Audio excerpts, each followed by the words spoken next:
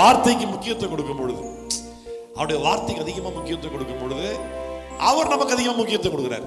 அவர் வார்த்தைன்னு சொல்லும் பொழுது அது மூலமா யாரை புரிஞ்சுக்க ட்ரை பண்றோம்? அவரை தான் புரிஞ்சுக்க ட்ரை பண்றோம். வார்த்தையாகி இயேசுவை தான் புரிஞ்சுக்க ட்ரை பண்றோம். அப்போ அவர் வார்த்தைக்கு அதிகம் முக்கியத்துவம் கொடுக்கும் பொழுது அவர் நம்ம அதிகமாக முக்கியத்துவம் கொடுக்குறாரு. ஆமென்.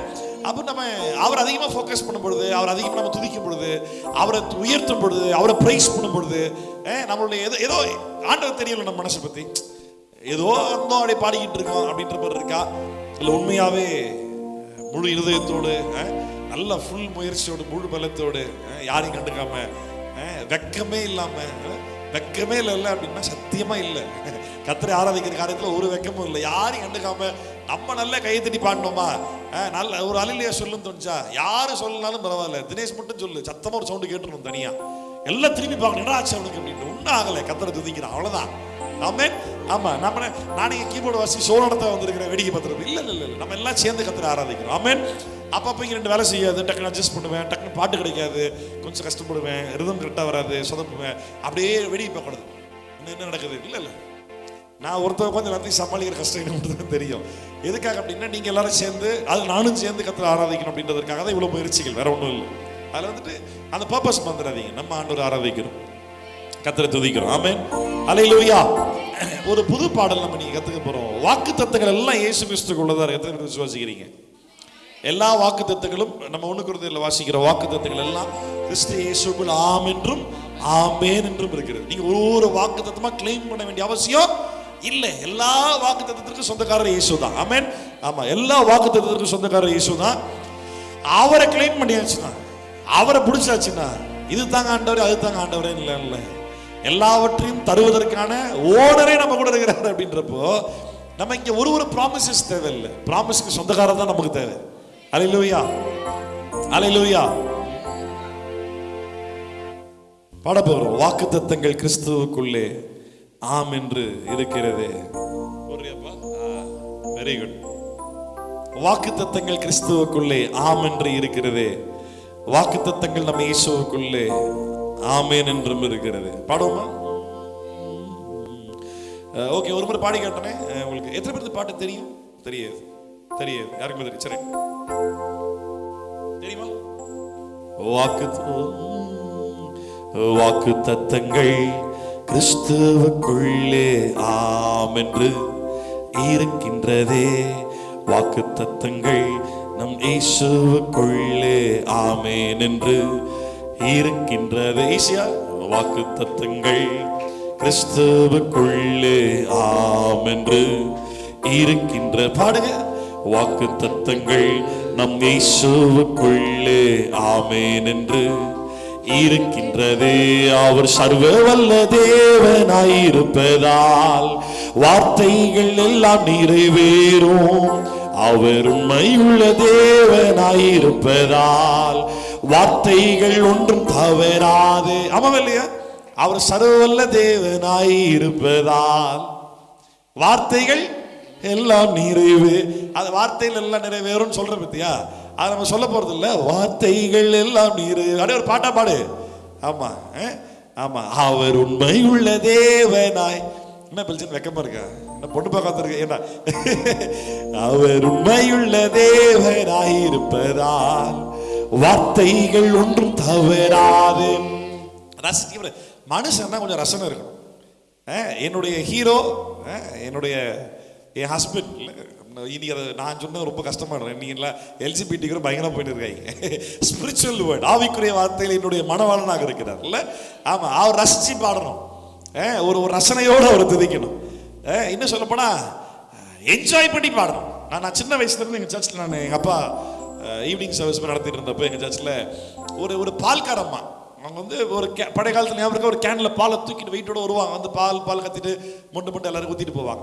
மாசத்துக்கு ஒரு மொத்தமாக கலெக்ட் பண்ணுவாங்க. ஞாபகம் வீடோட வருவாங்க. இங்கே எப்படி தெரியல, எங்க ஊர்ல அப்படிதான் வீடோட வந்து பால் ஊத்திட்டு போவாங்க. அந்த மாதிரி வரும்போது எங்க அப்பா என்ன பண்ணாரு, எங்க வீட்டுடைய என்ட்ரன்ஸ்ல ஒரு பெரிய செவுரு இருக்கும். மேல அந்த செவுத்துல இயேசு கிறிஸ்துவை அன்றி வேற ஒரு தேவன் இல்லைன்னு சொல்லி பெருசா ரெட் கலர்ல பெயிண்ட் அடிச்சு பக்காவா எழுதி வச்சிருந்தார். நான் வந்துட்டு மேல சர்வீஸ் ஃபர்ஸ்ட் ஃப்ளோர்ல சர்வீஸ் நடந்துட்டு இருந்தப்போ, நான் 9th ஸ்டாண்டர்ட் படிக்கிறேன் நினைக்கிறேன். ஆமா, நானே பண்ண நைஸா எங்க அப்பா என் மத்தியில் அவர் ஸ்டேஜ் நடத்திட்டு இருக்காரு. நான் அப்படி மெதுவாக கீழே வந்து அப்பா அடி கீழே வந்துட்டோம்டா அப்படின்ட்டு கீழே வந்துட்டு இருந்தப்போ அந்த அம்மா அந்த பக்கம் வந்துச்சு, வந்துட்டு அப்படியே பார்த்துட்டு நின்று இருந்தது. நான் நம்ம வீட்டை முடிச்சு பார்க்குறாங்க. நமக்கு எங்கே புரிஞ்சது? டெய்லி தான் வருஷத்தை பார்க்குறோம், நமக்கு ஒன்றும் புரியல. புதுசாக பார்த்தவங்களும் ஏதோ சம்திங் புரிஞ்சிருச்சு. அவங்க என்கிட்ட கேட்டாங்க, அது என்னது அப்படின்னா, அது ஒரு பைபிள் வசனம், அவரை தவிர வேறு தேவன் இல்லை. அப்படியா, நாங்களாம் வரலாமா? வரலாம் அப்படின்னு சொன்னேன். நான் ஆத்மாமா, நான் ஆதாயப்படுத்துகிற முதல் ஆத்மா அவங்க தான். சபைக்கு வந்து ரசிக்கப்பட்டு, ஆமாம், நான் அவங்கள சின்ன வயசுலேருந்து பார்த்துட்டு தான், ஸ்கூல் டைம்லேருந்து பார்த்துட்டு இருக்கிறேன் நான். இப்போ நான் பாஸ்டர் ஆகிட்டேன், ஊழியர் ஆகிட்டேன், சபைக்கு வருவாங்க, என்னை பார்ப்பாங்க, ஜெபம் பண்ணுவாங்க. அப்போது அவங்கள நான் சர்ச்சில் பார்ப்பேன். நான் எப்படி தெரியுமா, அவங்க யாரையும் கண்டுக்க மாட்டாங்க. அவங்க கிறிஸ்தவ பின்னணி கிடையாது, அவங்களுக்கு பாட்டு பாட தெரியாது, அவங்களுக்கு எதுவுமே தெரியாது. ஆனால் அவங்க ரட்சிப்பை உணர்ந்தபடினால அந்த ரட்சிப்பின் சந்தோஷம் அவங்களோட பயங்கரமாக இருக்கும். பாட்டு பாடும்போது ஒருத்தர் உட்காரவே மாட்டாங்க தெரியுமா. அப்போ சர்ச்சில் வந்துட்டு இருப்போம்ல, இப்படி தான் பண்ணிக்கிட்டே இருப்பாங்க. சர்ச்சில் யாரையும் கண்டுக்க மாட்டாங்க. அப்படியே அவங்களுடைய ஃபேமிலியும் அப்படியே ரட்சிக்கப்பட்டு அப்படியே குடும்பமா அப்படிலாம் இல்லை. ஒரு இந்து பின்னணியிலிருந்து இயேசு ஏற்றுட்டு வந்தவங்க சர்ச்சில் வந்துட்டு அவங்க பாட்டு தெரிதே இல்லையோ, அவங்க என்ஜாய் பண்ணி பாடி, தெரிஞ்ச பாட்டு பாடுவாங்க, தெரியல என்ஜாய் பண்ணி அவங்க பாட்டுக்கு. அதான் சொல்கிறேன், என் ஆண்டவர் யாருன்றது, அவர் ஏதோ ஒரு கடவுள், நான் மனிதன் அப்படி இல்லை. அவர் எஜமான், நான் அடிமை அப்படி இல்லை. எனக்கு அவருக்கு ஒரு ரிலேஷன்ஷிப் இருக்கு. I enjoy my Christ. நான் கிறிஸ்துவுக்குள் நான் களி கூறுகிறேன். ஆமென். கொண்டாடுகிறோம்னு பாட்டு பண்ண பத்தாது, உண்மையாவே கொண்டாடணும். ஆமென். ஆமா, அருமையான பாட்டு பாடுவோமா? வாக்கு தத்தங்கள் கிறிஸ்துவுக்குள்ளே ஆம் என்று இருக்கின்றதே. வாக்கு தத்தங்கள் நம் இயேசுவுக்குள்ளே ஆமென் என்று. மறுபடியும் பாடுங்க. வாக்கு தத்தங்கள் கிறிஸ்துவுக்குள்ளே ஆம் என்று இருக்கின்றதே. வாக்கு தத்தங்கள் நம் இயேசுவுக்குள்ளே ஆமென் என்று இருக்கின்றதே. அவர் சர்வ வல்ல தேவனாயிருப்பதால் வார்த்தைகள் எல்லாம் நிறைவேறும். அவர் உண்மையுள்ள தேவனாயிருப்பதால் வார்த்தைகள் ஒன்று தவறா. சொல்லுங்க, அவர் சர்வ வல்ல இருப்பதால் வார்த்தைகள் எல்லாம் நிறைவேறும். அவர் உண்மையுள்ள தேவனாயிருப்பதால் வார்த்தைகள் ஒன்றும் தவறாது. ஆமென், ஆமென். வாக்கு தத்தங்கள் எல்லாம் ஆமென், ஆமென், ஆமென். இயேசு சொன்னதெல்லாம் ஆமென், ஆமென், ஆமென். வாக்கு தத்தங்கள் எல்லாம் ஆமென், ஆமென்,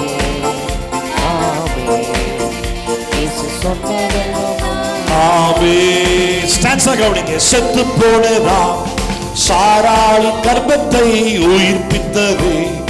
அவர் சொன்ன வார்த்தையே செத்து போனதா சாராளின் கர்ப்பத்தை உயிர்ப்பித்தது.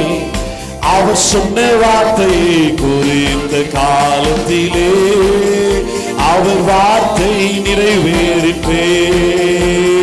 குறித்திட்ட காலத்திலே நம் வாழ்விலும் நிறைவேறும். ஆமென், ஆமென், ஆமென்.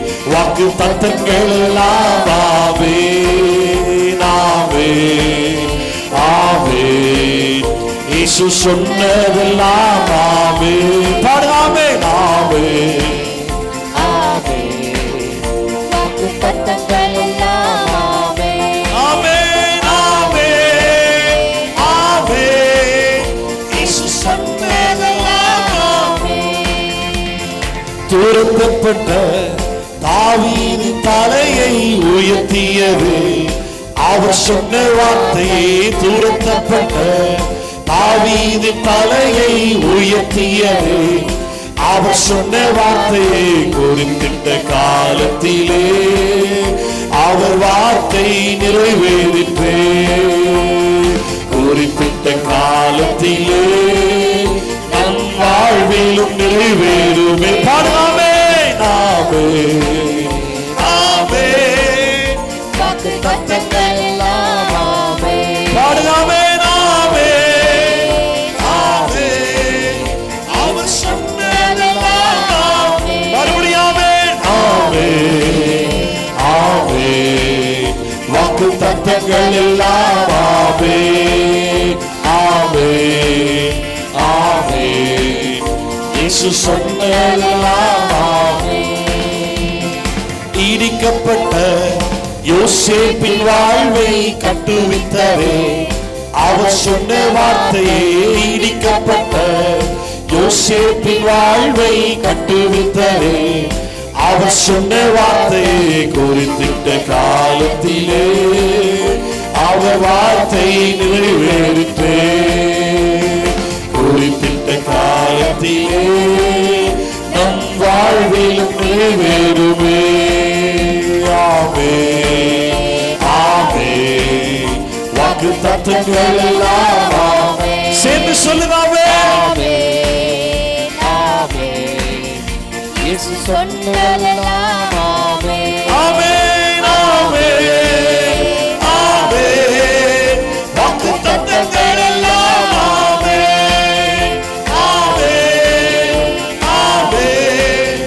இயேசு சொன்னதெல்லாம் ஆமென். பாடுங்க. வாக்கு தத்தங்கள், வாக்கு தத்தங்கள் கிறிஸ்துவுக்குள்ளே ஆம் என்று இருக்கின்றதே. வாக்கு தத்தங்கள் இயேசுவுக்குள்ளே ஆம் என்று இருக்கின்றதே. அவர் சர்வ வல்ல தேவனாயிருப்பதால் வார்த்தைகள் எல்லாம் நிறைவேறும். அவர் உண்மையுள்ள தேவனாயிருப்பதால் வார்த்தைகள் ஒன்றும் தவறாது. அவர் சர்வ வல்ல தேவனாயிருப்பதால் வார்த்தைகள் எல்லாம் நிறைவேறும். அவர் உண்மையுள்ள தேவனாயிருப்பதால் வார்த்தைகள் ஒன்றும் தவறாது. ஆமென், ஆமென். வாக்கு தத்தங்கள் எல்லாம் ஆமென், ஆமென், ஆமென். இயேசு சொன்னதெல்லாம் சேர்ந்து பாடலாமே. ஆமென், ஆமென். வாக்கு தத்தங்கள் எல்லாம் ஆமென், ஆமென், ஆமென். இயேசு சொன்னதெல்லாம் ஆமென். ஹalleluya. சொல்லுங்க ஹalleluya, ஹalleluya. வாக்கு தத்தங்கள் எல்லாம் அவருக்குள்ள நிச்சயமாய் நிறைவேறும். இருக்கிறதுல பெரிதான ஒரு வாக்கு தத்தமா நீங்க எதை நினைக்கிறீங்க? நித்திய ஜீவன் அளிப்பேன். நம்ம இதை பாட்டு பாடிக்கிட்டு நினைக்கிறீங்க. பாடிக்கிட்டே இருக்கிறோம், டைம் போகுது. கத்துக்கிட்டே இருக்கிறோம், டைமே போல. கத்துக்கிட்டே இருக்கிறோம். இருக்கிறதுல மிகப்பெரிய வாக்கு தத்தமா நீங்க எதை கன்சிடர்? அதான் இருக்கிறதுல பெரிய வாக்கு தத்தம் தெரியுமா? நித்திய ஜீவன் அளிப்பேன் என்பதே அவர் செய்த வாக்கு தத்தம். அவர் வாக்கு பண்ணினவர் வாக்கு மாற மாட்டார். வாக்கு பண்ணினவரை பிடித்து கொண்டோம் என்றால் அவர் சொன்ன வாக்கு தத்தத்தை கண்டிப்பா நிறைவேற்றுவார், சந்தேகமே கிடையாது. இன்னைக்கு ஆண்டவர் எந்த ஒரு நித்திய ஜீவனையும் வாக்கு தத்தமா கொடுத்திருக்கிறாரோ அங்கதான் நீ போக மாட்ட, விழுந்துட போற, பாதாளம் போயிட போறன்னு பயமுறுத்தி நம்ம பாஸ்டர்ஸ்க்கு நல்லா பிசினஸ் பண்ணிட்டு இருக்காங்க. ஆமாவே இல்லையா? நமக்கு அவர் கொடுத்திருக்கிற பெரிய வாக்கு தத்தமே எட்டர்னல் லைஃப், நித்திய ஜீவன் நமக்கு ஒரு வாக்கு பண்ணியிருக்கிறார். ஆமென். ஆமா, நல்ல ஆண்டவர் நம்ம துதிக்க போகிறோம். இருக்கிற இடங்களை நம்ம எல்லாம் எழுந்து நின்று ஆண்டவரே நாங்கள் உயர்த்துகிறோம். டாடி, எங்கள் கர்த்தாவே, வாக்கு பண்ணி எங்கள் நேசர், வாக்கு மாறாதீங்கள் நல்ல தகப்பன், சொன்னதை செய்து முடிக்கிற ஆண்டவர், நினைத்ததை நிறைவேற்றி முடிக்கிற ஒரு ஆண்டவரே நீங்க. நாங்களும் உயர்த்துகிறோம்ப்பா. கண்களை மூடுவோம், வாய்களை திறந்து கர்த்தரை உயர்த்த ஆரம்பிக்கலாம். இயேசுவே உயர்த்துகிற ஆண்டவரே, கர்த்தாவே நாங்களும் உயர்த்துகிறோம். நல்லவரே, நன்மை செய்கிறவரே, உமக்கு நன்றி செலுத்துகிறோம் ஆண்டவரே. இந்த புது வருஷத்தை ஆரம்பித்து இந்த வருஷத்தினுடைய முதல் மாசம் கடைசியில் நாங்கள் வந்திருக்கிறோம்ப்பா. நன்மையாய் கர்த்தர் இது வரைக்கும் நடத்தி வரீங்க. இனிமேலும் நன்மைக்கு எதுவாகவே நீங்க நடத்துவீங்க என்பதை நாங்கள் அறிந்திருக்கிறோம் ஆண்டவரே. Thank you Jesus. Hallelujah. துதிக்கலாம், வாயில திறந்து துதிக்கலாம். அவர் செய்த நன்மைகள், அவர் செய்த காரியங்களை விவரிப்பதற்கு வார்த்தைகள் போதாது. ஆமா ஆமா, வர்ணிப்பதற்கு, அவர் செய்த அற்புதங்களை வர்ணிப்பதற்கு வார்த்தைகள் போதாது. உன் இருதயத்தின் நிறைவுனால கரங்களை உயர்த்தி அப்பாவை பார்த்து, ஆண்டவரே எங்களுக்கு ஜீவனையும் சுவாசத்தையும் தந்து ரட்சிப்பை தந்து அந்த ரட்சிப்பில் மகிழ செய்திருக்கிற கிருபைகளுக்காய் ஆண்டவர் நன்றியோடு உம்மை துதிக்கிறோம்ப்பா. நாங்கள் உம்மை உயர்த்துகிறோம் ஆண்டவர். அநேக நேரம் நாங்கள் இடறி போகும்பொழுதெல்லாம் நாங்கள் பாவத்தில் விழுந்து போகும் போதெல்லாம் எங்களுடைய ரட்சிப்பின் சந்தோஷத்தை இழந்து போனோம். ஆனா மறுபடியும் உங்களிடத்தில் ஒப்புரவாகும் பொழுது அந்த ரட்சிப்பின் சந்தோஷத்தை எங்கள் திரும்ப தந்தீரே. உங்களுக்கு நன்றி சொல்லுகிற ஆண்டவரே. ஹalleluya ஹalleluya. துதிங்க துதிங்க, வாயில திறந்த அப்பாவை துதிங்க. நன்றி இயேசுவே, உயர்த்துகிறோம். நல்லவரே, எங்களை ஏந்துகிறவரே, எங்களை தாங்குகிறவரே, எங்களை சுமந்து ஆபத்துகளுக்கு எங்களை விலக்கி தப்புவிக்கிறவரே, உமக்கு நன்றி.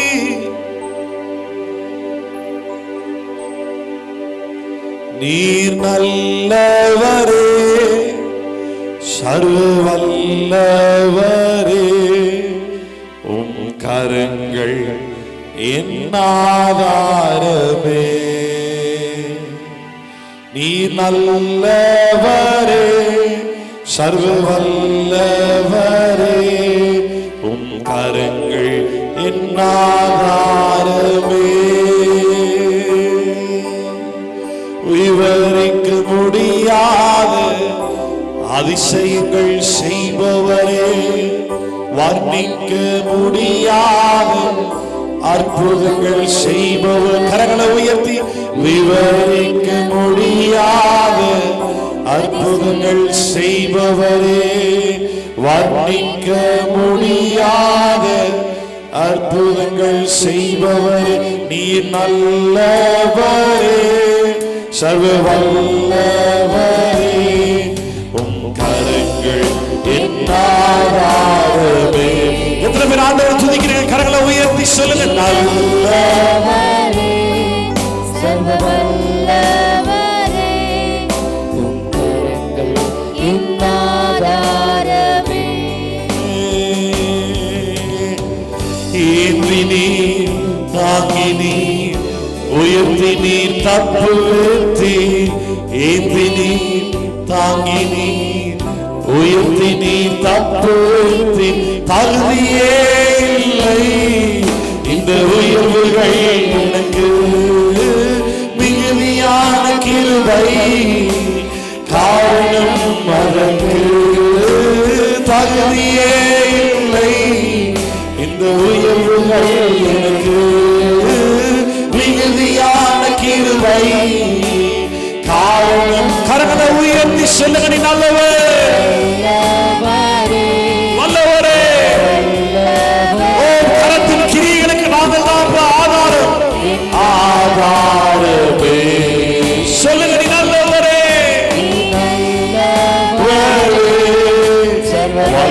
வல்லவரே, உம் கரங்கள் என் ஆதாரமே. துவங்கியதை முடிப்பீரே, இறுதி வரை உடன் இருப்பீரே. துவங்கியதை முடிப்பீரே, இறுதி வரை உடன் இருப்பீரே. தடைகள் வந்தாலும் உம் தரிசனம் நிற்குமே. தாமதமானாலும் அது நன்மையாய் முடியுமே. தடைகள் வந்தாலும் உம் தரிசனம் இருக்குமே. தாமதமானாலும் அது நன்மையாய் முடியுமே. நீ நல்லவரே, சர்வ வல்லவரே, என் கரங்கள் என் ஆதாரமே. சொல்லுங்க. நீ நல்லவரே, நீ நல்லவரே, சர்வ வல்லவரே, உன் கரங்கள் என் ஆதாரமே. விவரிக்க முடியாத அதிசயங்கள் செய்பவரே, வர்ணிக்க முடியாத அற்புதங்கள் செய்பவரே. கரங்களை உயர்த்தி. விவரிக்க முடியாத அதிசயங்கள் செய்பவரே, வர்ணிக்க முடியாத அதிசயங்கள் செய்பவர். நீ நல்லவரே, சர்வ வல்லவரே, உம் கரங்கள் என் ஆதாரமே. சொல்லுங்கப்பா. நீ நல்லவர், நீ நல்லவரே, ஓடி கரவரவ சமரவரவ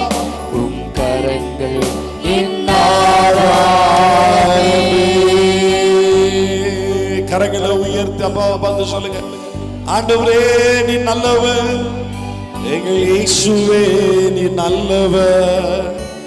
எங்கள் வாய்களால் விவரித்து சொல்ல முடியாத அளவிற்கு நீ நல்லவரே, சர்வ வல்லவரே. கரங்கள் என் ஆதாரமே. அப்பா நீ ரொம்ப நல்லவர் ஆண்டவரே. நாங்கள் எதிர்பார்த்ததை பார்க்கிலும் நீங்க ரொம்ப நல்லவர். உம்மை நாங்கள் அறியாமல் இருந்த நாட்களிலும் நீர் எங்களுக்கு நல்லவராகவே இருந்தீரே. உம்மை நாங்கள் தெரிந்து கொள்வதற்கு முன்பாகவே, உம்மை நாங்கள் கண்டு கொள்வதற்கு முன்பாகவே, நாங்கள் பிறப்பதற்கு முன்பாகவே, எங்கள் தாயின் கர்ப்பத்தில் எங்கள் அம்மா என்னை தூக்கி சுமந்த நாட்களிலே, என் தாய் உம்மை அறியாத நாட்களிலும் நீர் என்னை அறிந்தவராயிருந்தவரே. ஆமாண்டவரே. ஓரி கரபாரா சந்தன மோதி அக்கல பாபா பாபா உராரா சந்தன மோதி அந்தர பல பாபா பாபா உராக்கன மோதி அந்தரோ ரிகடக லபல மோதி அந்தர அக்கரா சந்தல மோதி அபல பல. ஓ நீ நல்லவர், நீ நல்லவர், நீ நல்லவர், நீ நல்லவர். ஓ நாங்கள் ஆராதிக்கிற இயேசு நீர் பெரியவர். ஓ ஹalleluya. உம்முடைய கரத்தினுடைய ஆதாரங்கள் நாங்க தான்ப்பா. நீர் இன்றைக்கும் ஜீவனோடு கூட இருக்கிறீர் என்பதற்கு சாட்சிகள் நாங்க ஆண்டவரே. எங்களை உயிரோடு கூட நிற்க வைத்திருக்கிறது நீர் இன்றைக்கும் இருக்கிறீர் என்பதற்கான ஆதாரம் ஆண்டவரே. உன்னை கொண்டு உனக்குள்ள துவங்கிய காரியத்தை அவர் நிச்சயமாய் நிறைவேற்றுவார். உன் மேல வைத்திருக்கிற திட்டத்தை ஒரு மனிதனால் நிர்மூலமாக்கி போட முடியும். மனிதனோ சத்ருவோ உன்னுடைய வயதோ உன் பணத்தினுடைய சூழ்நிலைகளோ அவை ஒருபோதும் தேவனுடைய திட்டத்தை முறியடிக்கவே முடியாது.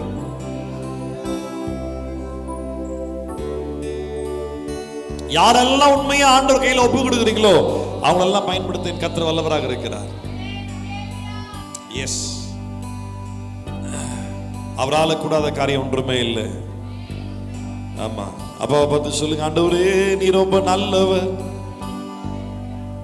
நீர் நல்லவரே, வல்லவரே, கரங்கள் என் ஆதாரமே.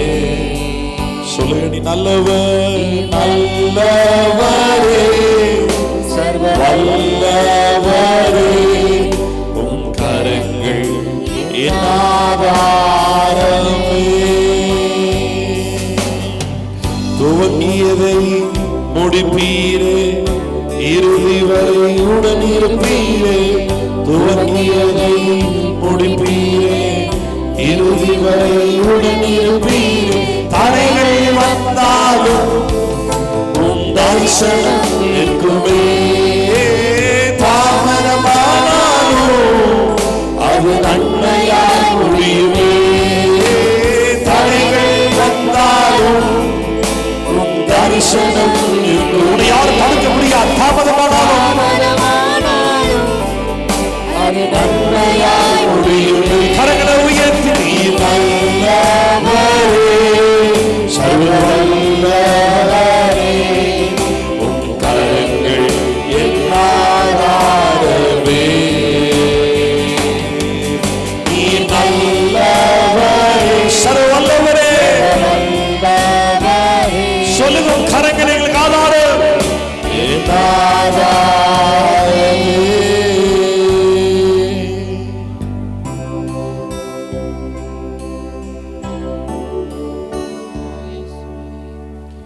Yes, Father God. Oh, எங்கள் இயேசுவே, உம் கரங்கள் என் ஆதாரமே. நீ நல்லவரே, சர்வ வல்லவரே,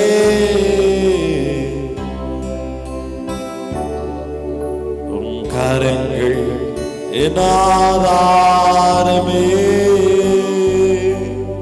துதிங்க துதிங்க, அப்பா உயர்த்துங்க. ஓ எங்கள் இயேசுவே, எங்கள் இயேசுவே, ஆமா ஆண்டவரே, நீ நல்லவரப்பா.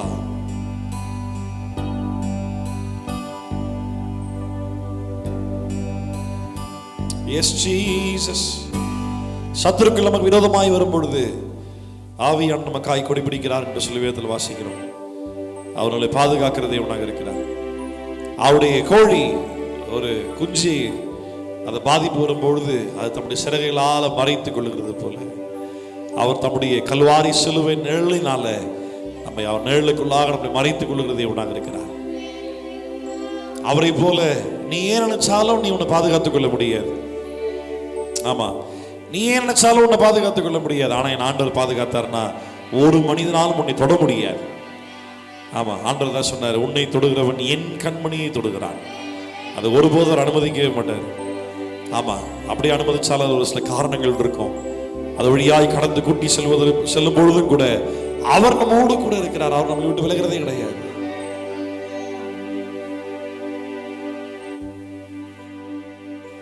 அப்பாவை பார்த்து சொல்லுங்க, ஆண்டவரே நீங்க தான்ப்பா எங்களுக்கு எல்லாமே. சொல்லுங்க, ஆண்டவரே நீங்க தான்ப்பா எங்களுக்கு எல்லாமே. எங்களை பாதுகாக்கிறவர் நீங்க தான் ஆண்டவரே. எங்களை வழி நடத்துகிறவர் நீங்க தான் ஆண்டவரே. எங்களை முன்னோக்கி கொண்டு செல்கிறவர் நீங்க தான்ப்பா. ஆமா, சொல்லுங்க, ஆண்டவர் பார்த்து சொல்லுங்க, ஆண்டவரே எங்களை முன்பாக எங்களை கொண்டு செல்கிறவர் நீங்க தான் ஆண்டவரே. சொல்லுங்க, வாயில திறந்து சொல்லுங்க, எங்களை கொண்டு செல்கிறவர் நீங்க தான்ப்பா. எங்கள் பாதுகாப்பா இருக்கிறவர், எங்களை உயர்ந்த அடைக்கலம் நீங்க தான் ஆண்டவரே. எங்கள் கோட்டை நீங்க தான், எங்கள் தஞ்சம் நீங்க தான், நாங்கள் நம்பத்தக்க உயர்ந்த கண்மலை நீங்க தான் ஆண்டவரே. நாங்கள் உம்மை உயர்த்துகிறோம். ஹல்லேலூயா, ஹல்லேலூயா, ஹல்லேலூயா.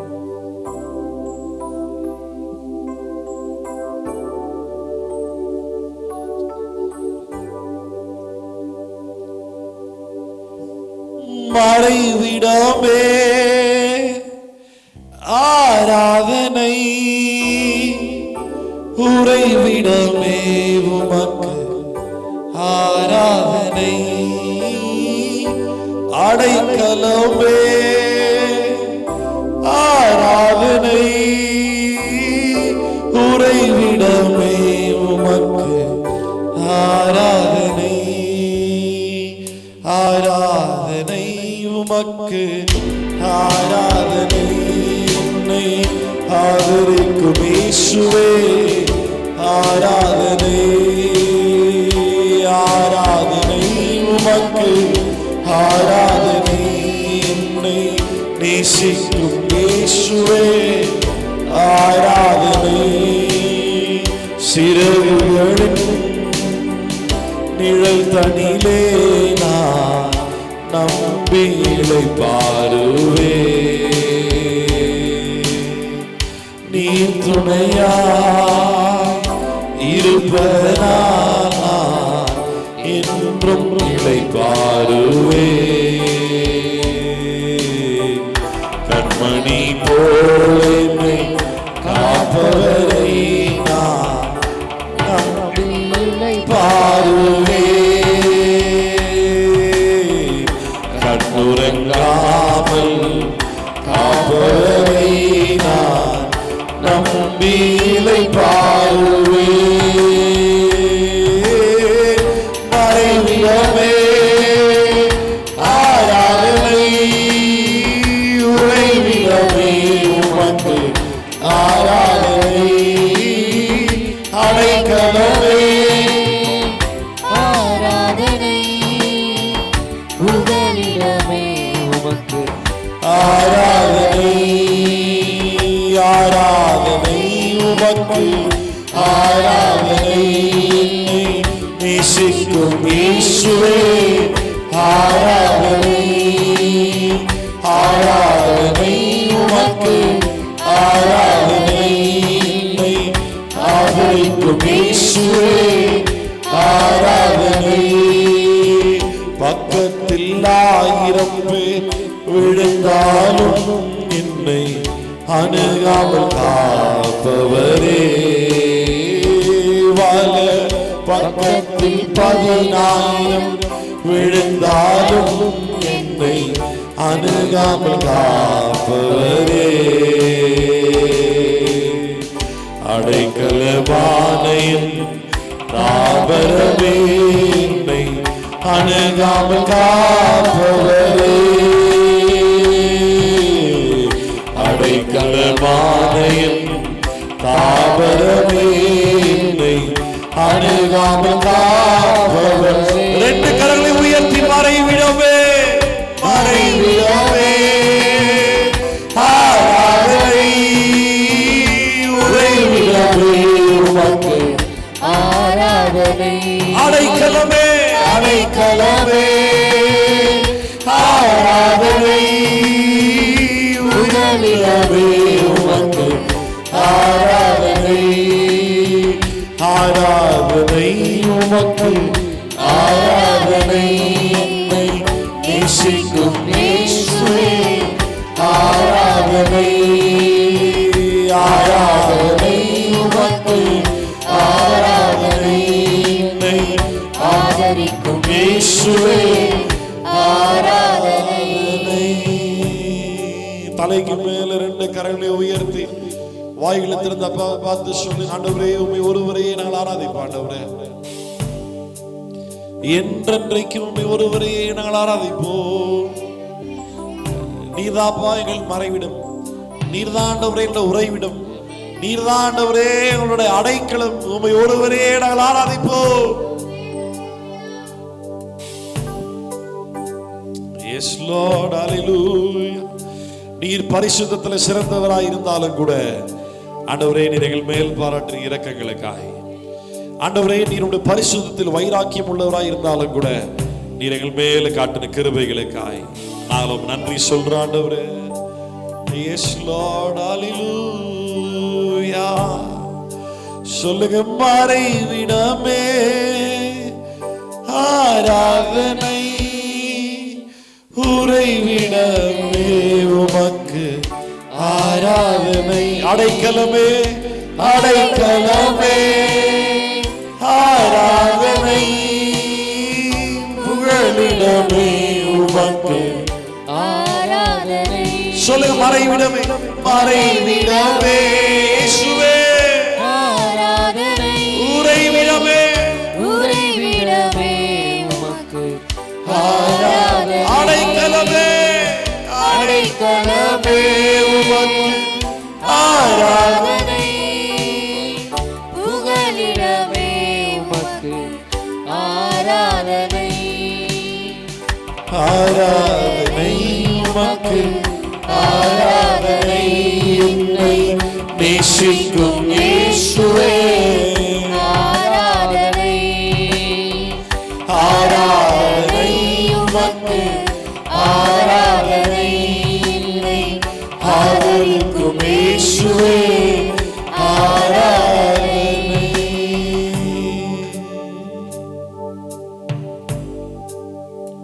எதிரின் கண்ணில் படாதபடிக்கு எங்களை மறைத்து காத்துக் கொள்கிறவரே, ஒரே ஒரு தருணம் கூட எங்களை விட்டு விலகாம எங்களோடு கூட இருந்து காத்துக் கொள்ளுகிறவரே, சகலத்தையும் படைத்து சகலத்தையும் அரசாளுகிற சர்வ வல்லவர். ஆனா அவர் நம்ம மேல வைத்திருக்கிற அன்பை குறித்து வேதம் சொல்றத பார்த்தா அவருக்கு இன்னும் ஒரு வேலையே இல்லைன்ற மாதிரி, நம்மளை மட்டும் தான் பார்த்துக்கிறதோட ஒரே ஒரு வேலை மாதிரி தெரியுது. எல்லாவற்றுக்கும் ஒரே ஒரு காரணம், அவர் நம்ம மேல வைத்த அளவில்லாத அன்பு. ஆமா, மனிதர்களோ பிசாசோ வியாதியோ மரணமோ எதுவும் உன்னை அவர்கிட்ட இருந்து பிரித்து விட முடியாது. ஏனென்றால் அவர் உன்னை தாங்குகிற தேவனாக இருக்கிறார். அவர் உன்னை தாங்குகிற தேவனாக இருக்கிறார். ஆமா, அவர் உன்னை காத்துக்கொள்ளுகிற தேவனாக இருக்கிறார்.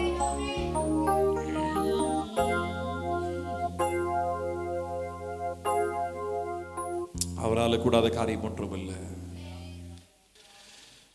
உம்மால் கூடும் எல்லாம் கூடும், ஒரு வார்த்தை சொன்னால் போதும்.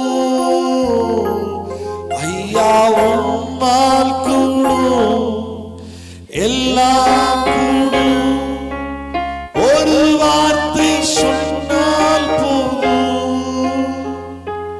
ஐயா ஒரு வார்த்தை சொன்னால் போதும்.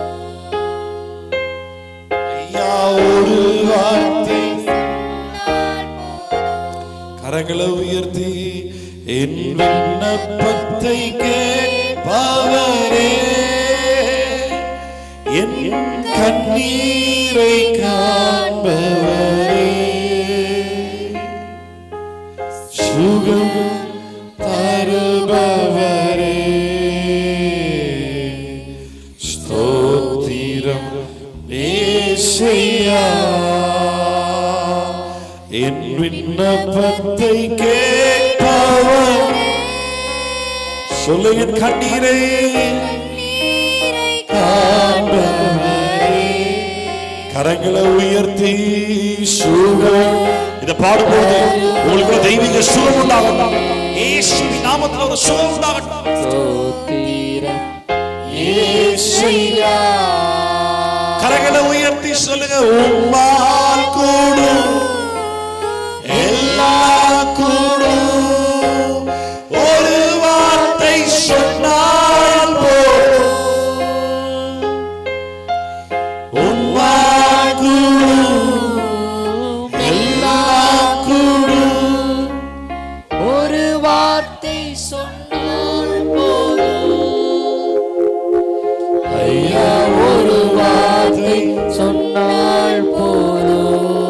சொல்லுங்க, ஐயா, ஒரு வார்த்தை சொன்னால் போதும். மனதுருகி கரம் நீட்டி அதிசயம் செய்பவரே, ஐயா அன்றைக்கு மாத்திரமல்ல, இன்றைக்கு செய்கிறவராக இருக்கிறார்கள்.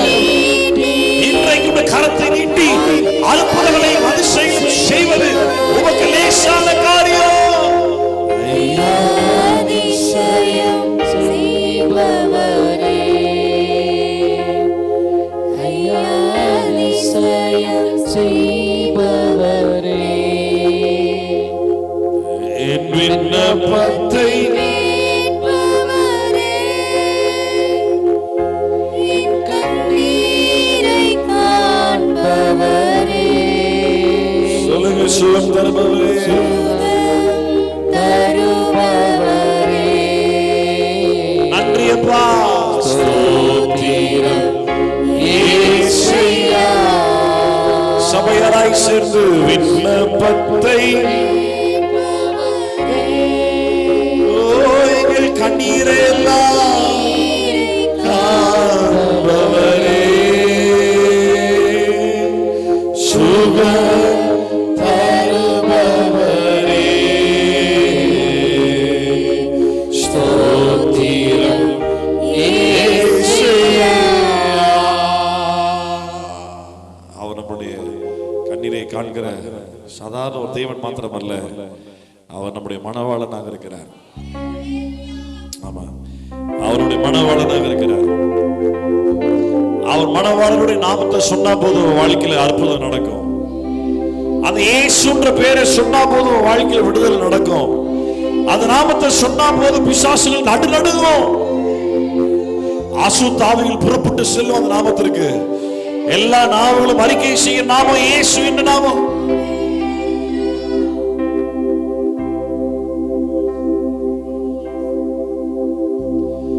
இது எல்லாத்தையும் தாண்டி அவர் நாமத்துல அதிகாரம் இருக்குது அப்படின்றத விட அவர் நாமத்தை சொன்னா நமக்குள்ள ஒரு சந்தோஷம் உண்டு. இயேசு என்ற பெயரை சொல்லும் பொழுது நம்ம இருதயங்களில் ஒரு மிகப்பெரிய ஒரு ஆர்ப்பரிப்பு உண்டு. ஆமா, அது வெறும் அதிகாரத்தின் வல்லமையாய் மாத்திரமல்ல, அது நமக்குள் கிரியை செய்கிற அன்பின் வல்லமையாய் இருக்கிறது.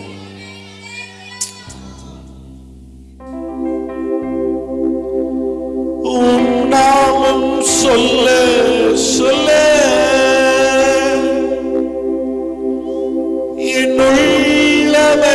என்னுள்ளமெல்லாம் துள்ளுதையா. நாமம் சொல்ல சொல்ல என்னுள்ளமெல்லாம் துள்ளுதையா. உம்மை பாட பாட உம்மை பாட பாட என் இதயமெல்லாம் இனிக்குதையா, என் இதயமெல்லாம் இனிக்குதை. கரங்களை உயர்த்தி எனது மணவாளனே, என் இதய ஏங்கமே இனியவரே இயேசையா, உம்மை தான் தேடுகிறேன். இனியவரே இயேசையா, உம்மை தான் நேசிக்கிறேன். என் வாயின் சொற்கள் எல்லாம்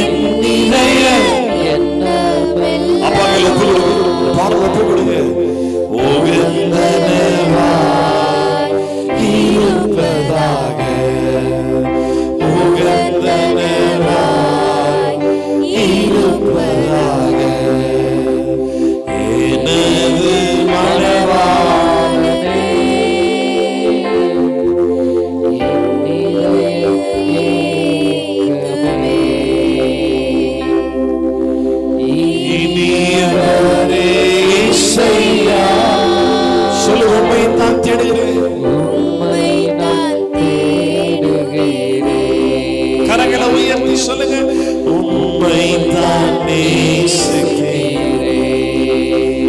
எனது மணவாளனே, என் இதய ஏக்கமே இனியவரே இயேசையா, உம்மை தான் தேடுகிறேன்.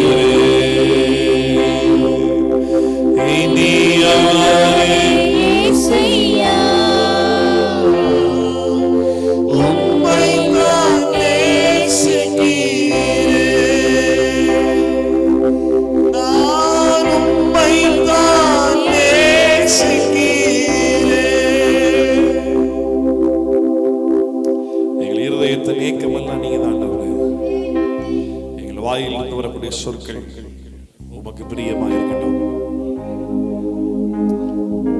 ஆமாண்டவரே, எங்கள் வாயின் வார்த்தைகள் உமக்கு பிரியமாக இருப்பதாக. ஆண்டவரே, நாங்கள் பேசுகிற காரியங்களில் கர்த்தர் நீங்க மகிமைப்படுவீராக. நாங்கள் சொல்லுகிற வார்த்தைகளில் கர்த்தர் நீங்க சந்தோஷப்படுவீராக. நாங்கள் பார்க்கிற பார்வையில் ஆண்டவரே நீர் மகிமைப்படுவீராக.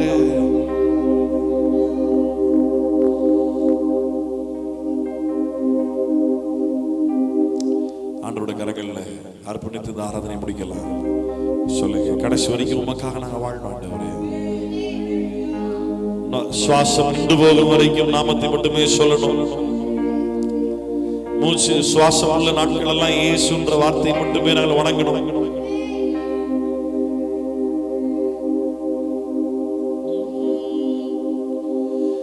உமக்காக தான்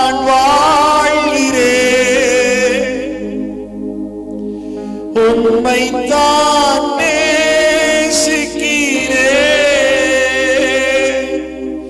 ஐயா, உமக்காக தான் வாழ்கிறேன். உம்மை தான் நேசிக்கிறேன்.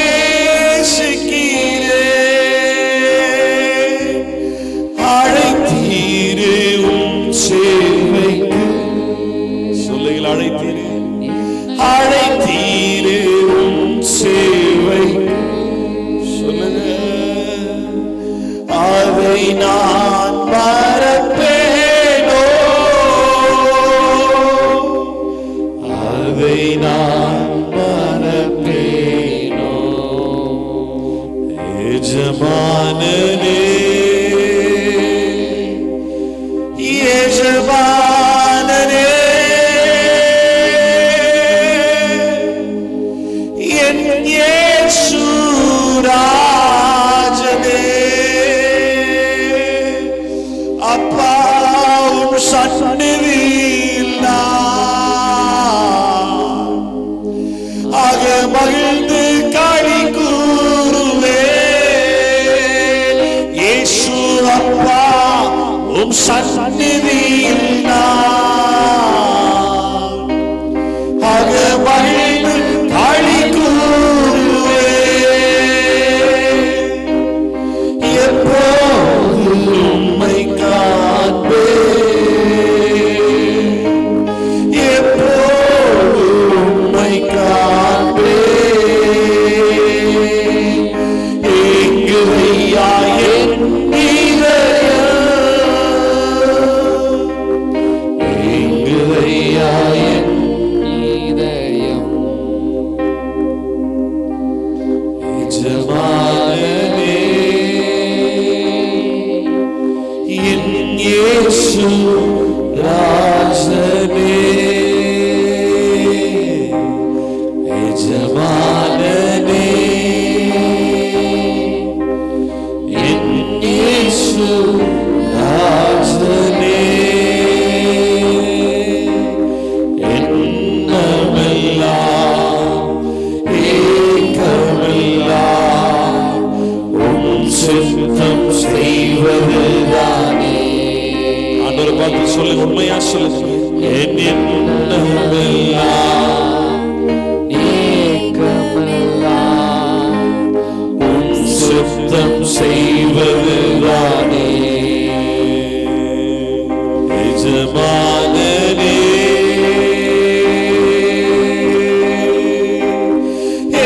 எஜமானனே என் இயேசு ராஜனே எஜமானனே என் எஜமானனே என் இயேசு ராஜனே.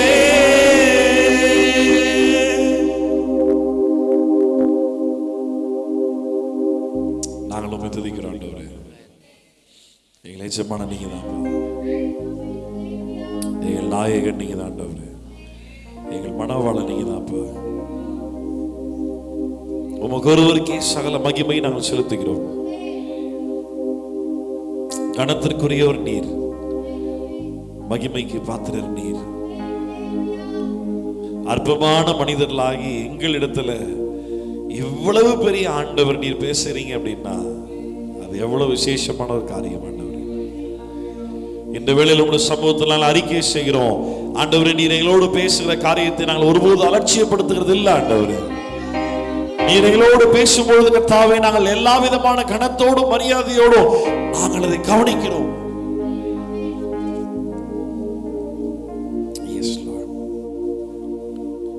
நீங்க பேசும், நாங்கள் கேட்கிறோம். எல்லாவற்றிலும் நீர் மட்டுமே மகிமைப்பட்டிரும். துதியும் கனமும் மகிமையும் உமக்கே செலுத்துகிறோம். இயேசுவின் நாமத்தில் ஆராதனை எடுக்கிறோம். ஏற்றுக்கொள்ளும் நல்ல பிதாவே, ஆமென். கரங்களை உயர்த்தி சொல்லுவோம். இருந்தவரும் இருக்கிறவரும் வரருமாகிய சர்வவல்லமையுள்ள தேவனாகிய கர்த்தர் பரிசுத்தர் பரிசுத்தர் பரிசுத்தர். இருந்தவரும் இருக்கிறவரும் வரருமாகிய சர்வவல்லமையுள்ள தேவனாகிய கர்த்தர் பரிசுத்தர் பரிசுத்தர் பரிசுத்தர். இருந்தவரும் இருக்கிறவரும் வரருமாகிய சர்வவல்லமையுள்ள தேவனாகிய கர்த்தர் பரிசுத்தர். ஆமென். நீங்கள் தேவனுக்கு துதியும் மகிமையின் ஞானம் ஸ்தோத்திரம் கடன் வல்லமையும் பலனும் சதா காலம் உண்டாவதாக. ஆமென் ஆமென். நீங்கள் தேவனுக்கு துதியும் மகிமையின் ஞானம் ஸ்தோத்திரம் கடன் வல்லமையும் சதா காலம் உண்டாவதாக. ஆமென் ஆமென். நீங்கள் தேவனுக்கு துதியும் மகிமையின் ஞானம் ஸ்தோத்திரம் கடன் வல்லமையும் சதா காலம் உண்டாவதாக. ஆமென். நல்ல கைகளை தட்டி அப்பாக மகிமை செலுத்துவோமா? நான் பேச முழு பலத்தோடு, நல்ல முழு பலத்தோடு கையை தட்டி இயேசுவுக்கு மகிமை உண்டாகும்படியாய். ஆமென் ஆமென். ஹல்லேலூயா.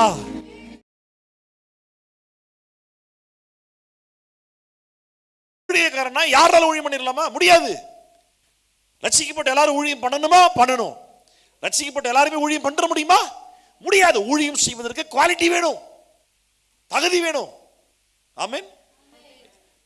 பேசிக்கா சொல்ல போனா அர்ப்பணிப்பு வேணும், தியாகம் பண்ணணும், உங்களுடைய பர்சனல் டைம் மற்றவங்க விட்டு கொடுக்கணும். எனக்கு ஒரு சம்பவம் ஞாபகத்தில் வருது, சொல்லலாமான்னு தெரியல. இப்போ ரீசெண்டாக என்னோட மனைவியோட பர்த்டே போச்சுல்ல, தெரியலனா விட்டுருங்க, பிரச்சனை இல்லை, ரொம்ப யோசிக்க வேண்டாம். ரீசெண்டாக மனைவியோட பர்த்டே போச்சு. பிள்ளைங்க தூங்கிட்டாங்க. எனக்கு இந்த செலிப்ரேஷன் ரொம்ப பிடிக்காது. செலிப்ரேட் பண்ணி ஊரை கூப்பிட்டு பிரியாணியை போட்டு நான் அது ரொம்ப விரும்புறதில்லை. அப்படி பண்ணுறதா இருந்தால் அதில் காஸ்பல் சொல்லணும்னா பண்ணுவேன், அதுக்கு எத்தனை லட்சம் நாளும் செலவு பண்ணுவேன். ஆனால் வந்துட்டு சும்மாலாம் நம்ம ஜாலி பண்ணிக்கிட்டு எனக்கு அது பிடிக்காது, நான் பண்ணவும் மாட்டேன். என் பிள்ளைகளுக்கே சொல்லி கொடுத்துட்ருக்கேன், அடுத்த வருஷம் பர்த்டேலாம் கேட்டுக்கிட்டு இருக்காத, ஆமாம் செலிப்ரேஷன்லாம் பண்ண மாட்டேன்னு சொல்லிக்கிட்டு இருக்கிறேன் நான். அந்த பர்பஸ் பிள்ளைகளுக்கு சொல்லி தரணும். அப்போ என்ன ஆச்சு அப்படின்னா, சரி நம்ம மட்டும் கொண்டாடுவோம், அது நானும் என் மனைவி மட்டுமே ஹாப்பியாக இருக்க வேண்டிய டைம், என் மனைவியோட பிறந்த நாள்னு சொல்லி நான் என்ன பண்ணேன், சாயந்தரம் 8 மணிக்கு மேலே தான் தோணுச்சு, டக்குன்னு கடையில் போயிட்டு ஒரு கேக் மட்டும் ஆர்டர் பண்ணி வாங்கிட்டு வந்து வச்சிட்டேன். அந்த ஸ்னோ இருக்கும்ல, ஸ்னோ ஸ்ப்ரே, அது ஒரு தள்ள போகிற பர்த்டே கேப் ஒன்று வாங்கிட்டு ஒரு கேக், சின்ன கேக், குட்டி கேக் ஒன்று கட் பண்ணுற மாதிரி ஆர்டர் பண்ணிட்டு வந்தாச்சு. நான் என் மனைவியோட பேசிக்கிட்டு டிவியில் ஏதோ டிவியில் யூடியூப்பில் ஏதோ வீடியோஸ் பார்த்துட்டு இருந்தேன், என்ன ஞாபகம் ஏதோ பார்த்துட்டு இருந்தோம். அப்படியே டைம் பாஸ் பண்ணிடுறேன். பிள்ளைங்க தூங்கிட்டாங்க, நல்லதாக போச்சுடாப்பா அப்படின்ட்டு சரி ஒரு கேக் போட்டு ஏதோ வெட்டிடலான்னு 12 மணி வெயிட் பண்ணிக்கிட்டு இருக்கோம். ஒரு 11:50 ஆகும்போது என் மனைவி தூங்கிட்டாங்க. ஆமாம், நான் என்ன பண்ணியிருப்பேன் சொல்லுங்கள், எழுப்பிட்டேன். நம்ம பிள்ளை யோசிக்கிறதே கிடையாது. ஆமாம், நாளை எழுப்பிமா தூண நல்லதாக போச்சு. கரெக்டாக 10 நிமிஷம் கடகடன்னு போய் ஹாலில் போயிட்டு கேக்கை மட்டும் எடுத்து வச்சுட்டு எல்லாம் ரெடி பண்ணிட்டு எழுப்பிட்டு லைட்லாம் ஆஃப் பண்ணிட்டு எழுப்பிட்டு வாமான்னா என்னங்க வா சொல்கிறேன் வா அப்படின்ட்டு எழுப்பி டார்ச் ஆன் பண்ணி ஹாலுக்கு வந்தோமா, எல்லாம் கேண்டில் கொளுத்தி வச்சாச்சு, எல்லாம் எரிச்சிட்டு டார்ச் மட்டும் ஆன் பண்ணிட்டு ஹாலுக்கு வரேன். கரெக்டாக 12 மணி. என் மனைவி பார்த்துட்டு என்னப்பா அப்படின்னா, ஹாப்பி பர்த்டேமான்னு சொல்ல போகிறேன், கால் வருது.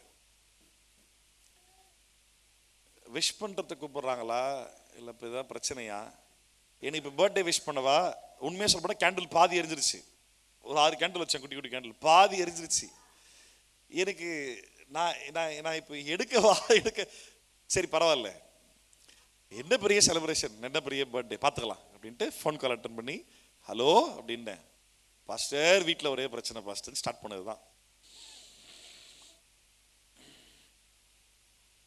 நான் யாருக்கு அடிமை இல்லையே, எனக்கு பேச டைம் இல்லை வைங்கன்னு ஒரே வார்த்தை சொன்னால் என்ன பண்ண முடியும்?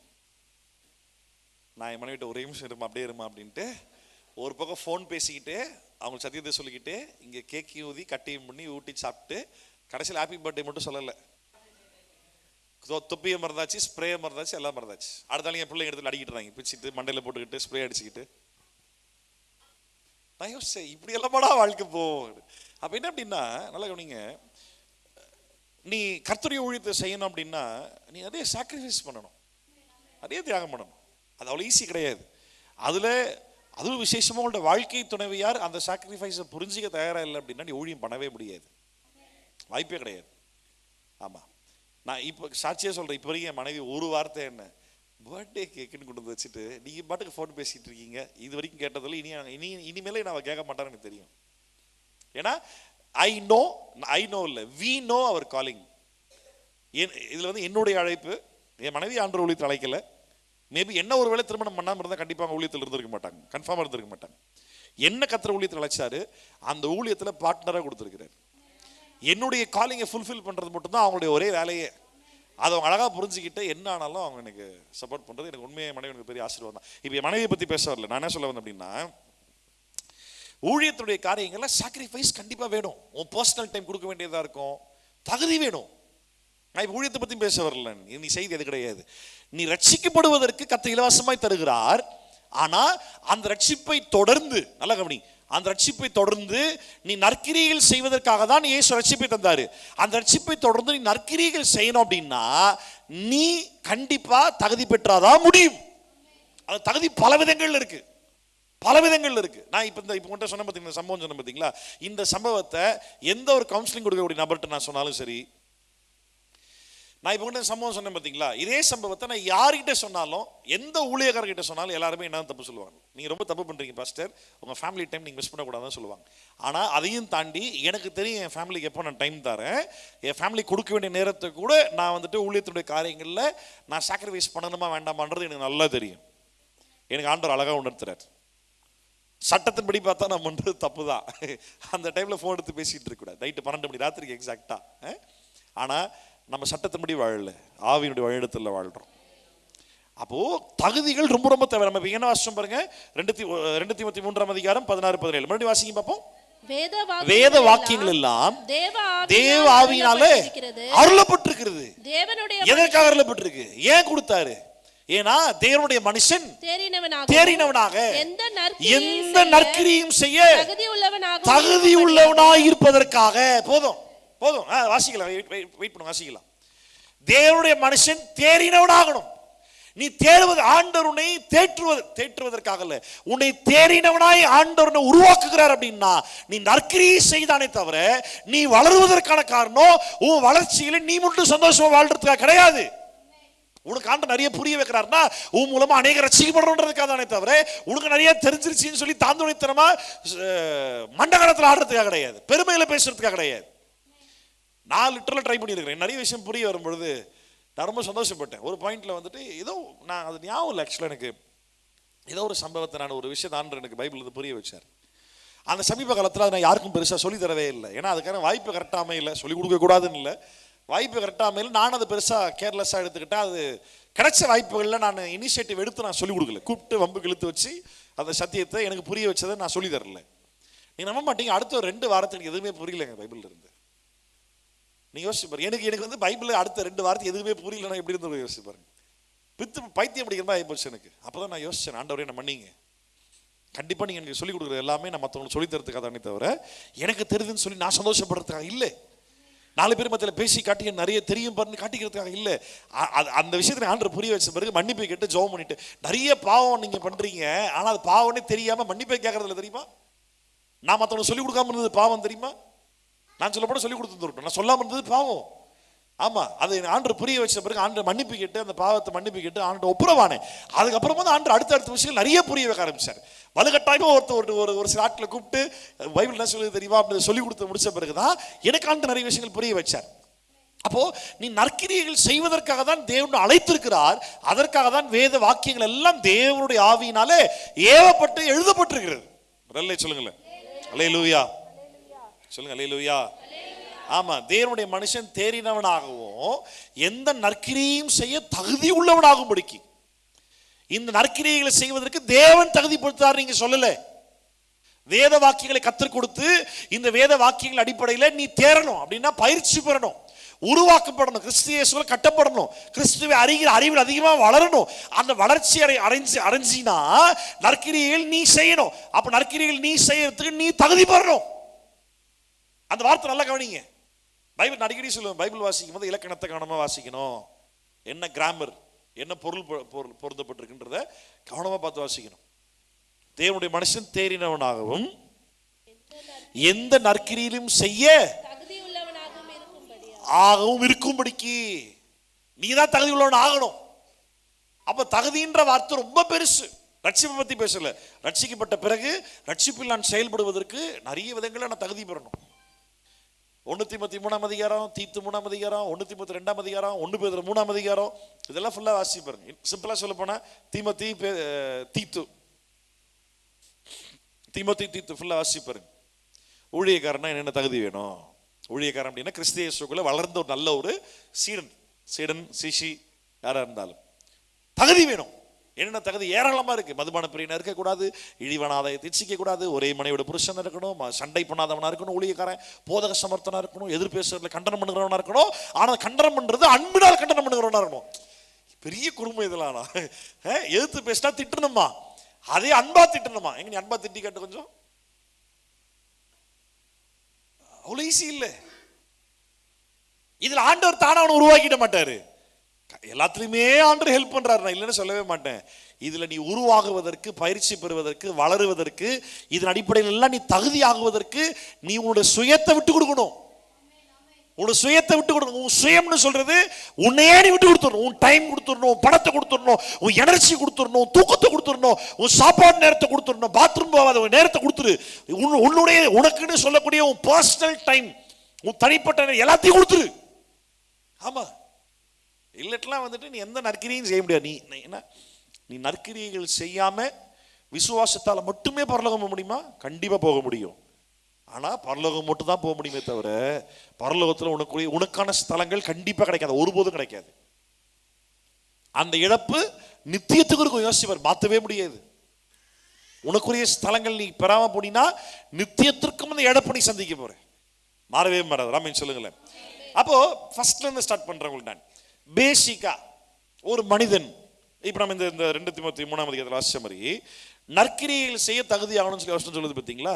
தேறினவனாக 2 பாயிண்ட் தான். எல்லாரும் சொல்லுங்க, தேறினவனாகணும், நற்கிரியைகள் செய்ய தகுதி உள்ளவனாகணும். எல்லாரும் சொல்லுங்க. 1, 2வது தகுதி உள்ளவனாகணும். இந்த 2 காரியத்துக்காக தான் ஆண்டவர் என்ன கொடுத்திருக்கிறாரு? வசனத்தை மறந்துடாத. நம்ம என்ன வாசிக்கிறோம் அதை சொல்லு. வேதத்தையே தேவன் பரிசுத்த ஆவியினால் ஏவப்பட்டு கொடுத்திருக்கிற 2 காரணம், தேறினவனாகணும்.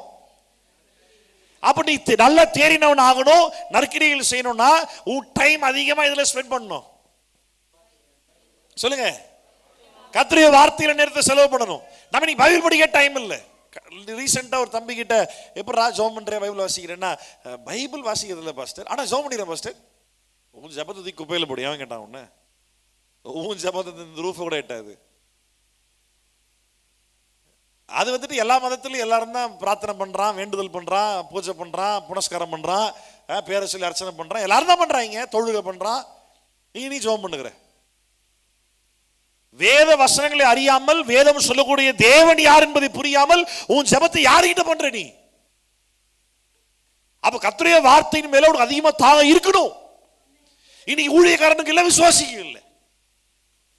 காலையில் நான் இன்னைக்கு செய்திக்கு இது பிளான் பண்ணல, ஆனால் இன்னைக்கு ஆண்டவர் மனசில் ஒரு சில காரியங்கள் இது கண்டிப்பாக சொல்லணுன்ற ஒரு உணர்வு வரனால ஓசியா 4ஆம் அதிகாரம் காலையில் செய்தியில் சொல்லியிருந்தேன். திருப்புங்க, ஓசியா 4ஆம் அதிகாரம் எடுங்க. ஓசியா 4ஆம் அதிகாரம், ஓசியா 4:6 வசனம்.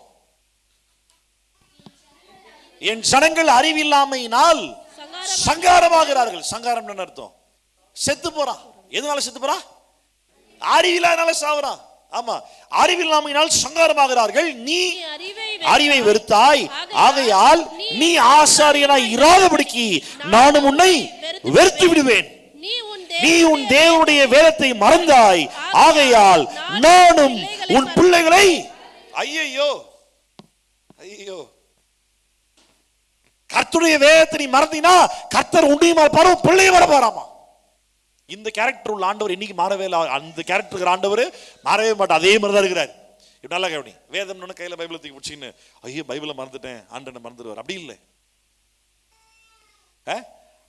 வெளியே போகும்போது ஐயோ பைபிள் எடுத்துட்டு போக மறந்துட்டேன், அப்ப ஆண்டனை மறந்துடுவாரோ? அப்படி இல்லை, அந்த மீனிங்ல இல்லை. இப்படித்தான் ரொம்ப காலமா பிரசங்கம் பண்ணிருக்காங்க. நல்லா கவனி. வேதம் என்று சொல்லும் பொழுது இந்த வேதம் போதிக்கிற ஆண்டவர் யாருன்றதான் பாயிண்ட். நம்ம அடிக்கடி நான் போன பைபிள் ஸ்டடியோட சொன்னேன், நம்ம பைபிள் வாசிக்கும் பொழுது நம்மளை தான் பைபிளில் கண்டுபிடிக்க ட்ரை பண்ணிக்கிட்டு இருக்கோமே தவிர பைபிள் நம்மளை பத்தி இல்லைன்ற பேசிக்க முதல்ல புரிய மாட்டேங்குது. பைபிள் முதல்ல உன்னை பத்தி பேசல, அது நல்லா புரிஞ்சுக்கோ. பைபிள் வந்துட்டு ஆண்டவரை பத்தி பேசுது. உன் சூழ்நிலை பைபிளை தேடிக்கிட்டு இருக்க. இல்ல இல்ல இல்ல இல்ல, இந்த பைபிள்ல ஆண்டவர் என்ன உனக்காக ஆண்டவர் என்ன செய்யணுன்றதுக்காக அவர் பூமியில இறங்கி வந்தப்போ அவருக்கு என்ன மாதிரியான சூழ்நிலை அமையப்பட்டுச்சு, அவர் மரணத்தின் சூழ்நிலை வரைக்கும் போனார்ன்ற அவருடைய சூழ்நிலை பத்தி பேசப்பட்டிருக்கு. புரியுதா? Bible speaks about the situation of God during his incarnational time. அவர் மனித அவதாரம் எடுத்து வந்த பொழுது பூமியில் ஆண்டவருக்கு என்ன ஆச்சு அப்படின்றத பத்தி வேதம் தெளிவாய் போதிக்கிறது. இயேசு பூமியில் வருவதற்கு முன்பாக சொல்லப்பட்டிருக்கு. ஏசாயா 53ஆம் அதிகாரத்தில் எலும்புகள் நொறுக்கப்பட மாட்டாது, தலையில ரத்த காயத்தோடு சிலுவையில் தொங்குவார், அவர் தழும்புகளால் நீங்கள் சுகமாவீர்கள். இல்ல, யாரை பத்தி? இயேசுவை பத்தி. புதிய ஏற்பாட்டில் வாசிக்கும் பொழுது பூமியில் வந்த பொழுது இயேசு என்ன போதித்தார், தேவராஜ்யம் என்ன சொன்னாரு, பரிசுத்த ஆவின்னு என்ன வாக்கு கொடுத்தாரு, யூதர்கள் கிட்ட போய் எந்த பிரமாணத்தை வந்துட்டு அவரு எப்படி கரெக்ஷன் பண்ணாரு. நம்ம ஆட்கள் வந்துட்டு 2 விதத்துல இந்த செய்தி நான் கேட்டிருக்கிறேன். ஒண்ணு வந்துட்டு நியாயப்பிரமாணம், அது வந்துட்டு இல்ல கிறிஸ்துவின் பிரமாணம். இல்ல எப்படி ஆண்டவர் வந்துட்டு ரெண்டு முரண்பாடு ஏற்படுத்த முடியும்? நியாயப்பிரமாணத்தை ஆண்டவர் கரெக்டா தான் கொடுத்தாரு, கொடுத்ததுக்கான பர்பஸும் கரெக்டா இருக்குது. அதை இன்னைக்கு ஃபாலோ பண்ண வேண்டிய மெத்தட் என்னன்றது புரிஞ்சதுன்னா நம்ம நியாயப்பிரமாணத்தை வேணாம்னு சொல்ல மாட்டோம். ஆமென். நான் ஒரு முறை சொன்னேன் இருக்கா, நியாயப்பிரமாணமே பெரிய கிருபை தான். நீ பண்ண பாவத்து நான் உன்னை கொண்டுறணும் போனா போது, ஒரு மிருகத்தை கொண்டுறாரு, அது பேர் கிருபை எல்லாம் போயிட்டு வரேன். நியாய பிரமாணம் பேர் பெரிய கிருபையின் பிரமாணம் தான். அதை தப்பா ஃபாலோ பண்ண ஆரம்பிச்சிட்டாங்க. ரெண்டாவது இது ரெண்டாவது இதனுடைய ரெண்டாவது விதமான விளக்கம் எப்படி நிறைய போதகர்கள் சொல்றாங்க அப்படின்னா, நியாய பிரமாணத்துல பாரு விபச்சாரம் செய்யாதிருப்பாயாகன்னு சொன்னாரு. இங்க இயேசு அதோட பெருசா சொல்லியிருக்காரு, ஒரு ஸ்திரீ இச்சையோடு பார்த்தாலே விபச்சாரம், உன் இருதயத்துல விபச்சாரம் செய்தாயிற்று, அதை பார்க்கலாம், இது ரொம்ப கஷ்டம். ஆக்சுவலா நியாயப்பிரமாணம் அதான் சொல்லுது, இயேசு அதே தான் சொன்னார். எதையும் மாத்திலாம் கொடுக்கல. ஆண்டவர் தம்முடைய வார்த்தைகளை மாற்ற மாட்டார். கரெக்டா அதே அது 5ஆம் அதிகாரத்தில் அதை சொல்லிட்டு பிறகு கடைசியாக சொல்றாரு, நியாயப்பிரமாணத்தில் ஒரு எழுத்தாயிலும் எழுத்து உறுப்பு நிறைவேறாம வானமும் ஒழிந்து போனாலும் இது ஒழிந்து போகாதுன்னாரு. ரைட்டா? இதுல இருந்து எவனாவது ஒருத்தன் ஒன்ன குறைச்சி பேசிட்டா அவன் பரலோக ராஜ்யத்துல சிறியவனா இருப்பான் அப்படின்ட்டார், குறைச்சிருவேன் அப்படின்ட்டார். நல்லா கவனி, விபச்சாரம் செய்யாதிருப்பாயாகன்னு சொன்னார் பார்த்தீங்களா, அது மீனிங் உங்களுக்கு புரியல. அந்த கட்டளையை கொடுத்தவர் அந்த மீனிங்கை தெளிவாக சொல்லி கொடுத்தார். விபச்சாரம் செய்யாதிருப்பாயாக என்று கேள்விப்பட்டிருப்பீங்கல்ல, நான் சொல்றேன் கவனி, அதுக்கு மீனிங் என்ன தெரியுமா? ஒரு ஸ்திரியை நீ இச்சையோடு பார்த்தாலே உன் இருதயத்தில் விபச்சாரம் செய்து ஆகிட்டு இருந்துதாண்டா, அதுக்கே மீனிங். அப்படிதான் சொல்லி கொடுத்தாரே தவிர விபச்சாரம் செய்யாதிருப்பாய் அங்க இருக்குல்ல அதெல்லாம் இல்லை, நான் ஒரு புதிய கட்டளை கொடுக்குறேன் அப்படிலாம் வரல. அவரு வசனம் ரொம்ப மத்தேயு 5ஆம் அதிகாரத்தில் கரெக்டா சொல்றாருல, விபச்சாரம் செய்யாதிருப்பாயாக என்று கேள்விப்பட்டிருப்பீர்கள், நான் உங்களுக்கு சொல்லுகிறேன். அதுக்கு மீனிங் என்ன தெரியுமா? ஒரு ஸ்திரீயை நீ இச்சையோடு பார்த்தாலே உன் இருதயத்துல விபச்சாரம் செய்த. இப்ப எங்க மாத்தினாரு? எதையும் மாத்தல. அன்னைக்கு அவர் என்ன கட்டளை கொடுத்தாரோ அதை இவனுக்கு சரியா புரிஞ்சிக்கல, இவனுக்கு ட்விஸ்ட் பண்ணி வேற மாதிரி எடுத்துக்கிட்டாங்க. கட்டளை கொடுத்தவர் பூமியில மனிதனா இறங்கி வந்த பொழுது அந்த கட்டளைக்குரிய மீனிங் என்ன அப்படின்றத தெளிவா விளக்கமா சொல்லி கொடுத்தாரு. ஆமென். ஆமா, சரி நம்ம பாயிண்ட் வரலாம். அப்போ வேதத்தை மறந்தா அப்படின்னா இந்த வேதம் போதிக்கக்கூடிய ஆண்டவர் யாருன்றதை மறக்கிறது தான் பாயிண்ட். நீ அவரை மறந்தா அவரு மறப்பாரு, சந்தேகமே இல்லை. தீமோத்தேயுக்கு பவுல் எழுதுறாருல, நீங்கள் அவரை மறுதலித்தால் அவரும் உங்களை மறுதலிப்பார். ஆனா அவர் தன்னைத்தானே மறுதலிக்க அநீதி உள்ள தேவன் அல்ல. அவர் சொன்னதை அவர் மாற்ற மாட்டாரு. ஆனா நீ அவரை பிடிச்சிக்கிட்டா அவர் ஒண்ணு பிடிச்சிக்குவார். முதல்ல ஒண்ணு பிடிச்சது யாரு? நீயா அவரா? நீ அவரை பிடிச்சி அவர் ஒண்ணு பிடிச்சாரா? எப்படி பார்த்தாலும் அவர் தான் முதல்ல ஒண்ணு பிடிச்சாரு, அதுல மாற்று கருத்தே இல்லை. நீ வேண்டாம் நீனா ஒன்னு பிடிக்க மாட்டார். நம்ம ஆண்டவர் கொஞ்சம் ரோஷம் ஜாஸ்தி, நம்ம இல்லையா? நம்ம ஆண்டவர் கொஞ்சம் ரோஷம் ஜாஸ்தி. நீ அவர் வேணாம் நீனா அவர் ஒன்று டிஸ்டர்ப் பண்ணவே மாட்டார். ஒருபா ட்ரை பண்ணி பாரு, சும்மா இருங்க ஆண்டவர் நோயின்னு என்னை ஃப்ரீயா விடுங்க, ஒரு மாசம் நான் ஜாலியா இருந்துட்டு வரேன். ஒரு மாசம் ஜாலியா இருப்பேன், ஆனா திருப்பி வரமாட்டேன், செத்து விடுவேன். ஆமா, இந்த ஓசியா 4ஆம் அதிகாரம் முதல்ல இருந்து வாசிக்கலாம் வாங்க, மேல இருந்து வாங்க பாப்போம். ஓசியா 4ஆம் அதிகாரம். இஸ்ரவேல் புத்திரரே கர்த்தருடைய வார்த்தை கேளுங்கள். கவனிச்சியா? என்ன கேளு? வார்த்தை என்னது? அவர்தான். அவர் என்ன சொல்றாரோ அவர் சொல்றதை வச்சுதான் அவர் யாருன்றதை நம்ம புரிஞ்சுக்க போறோம்.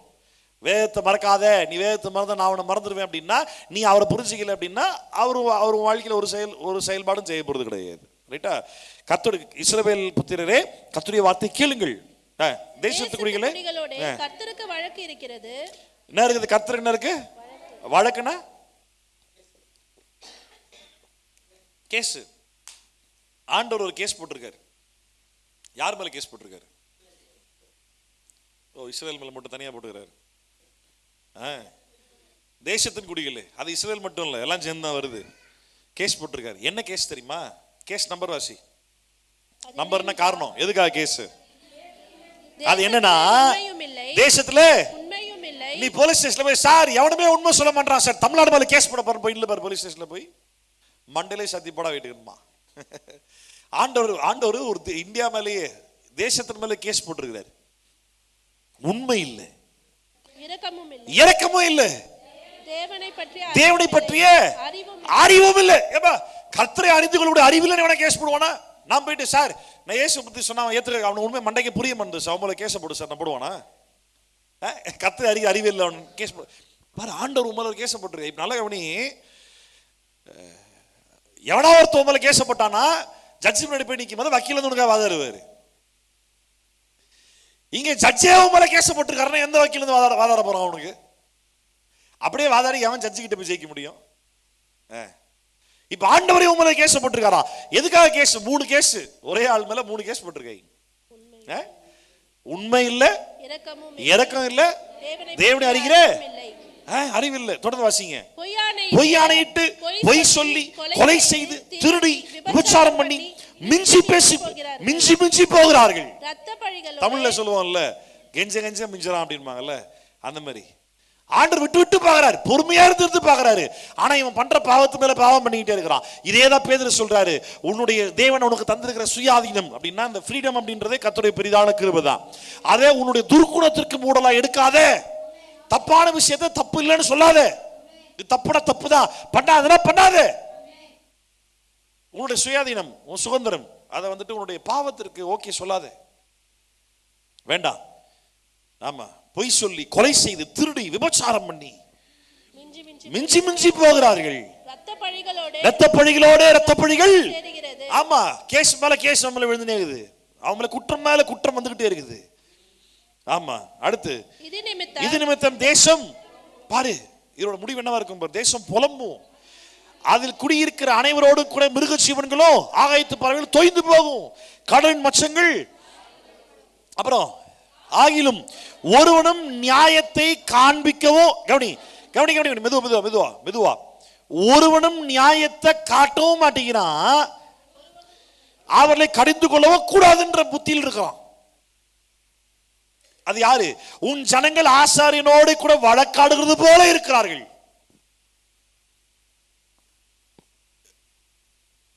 ஒரு போதகரா ஒரு சில பேர்கிட்ட டே இது தப்புடாது பண்ணாதான்னு சொல்றதுக்கே தயக்கமா இருக்குது.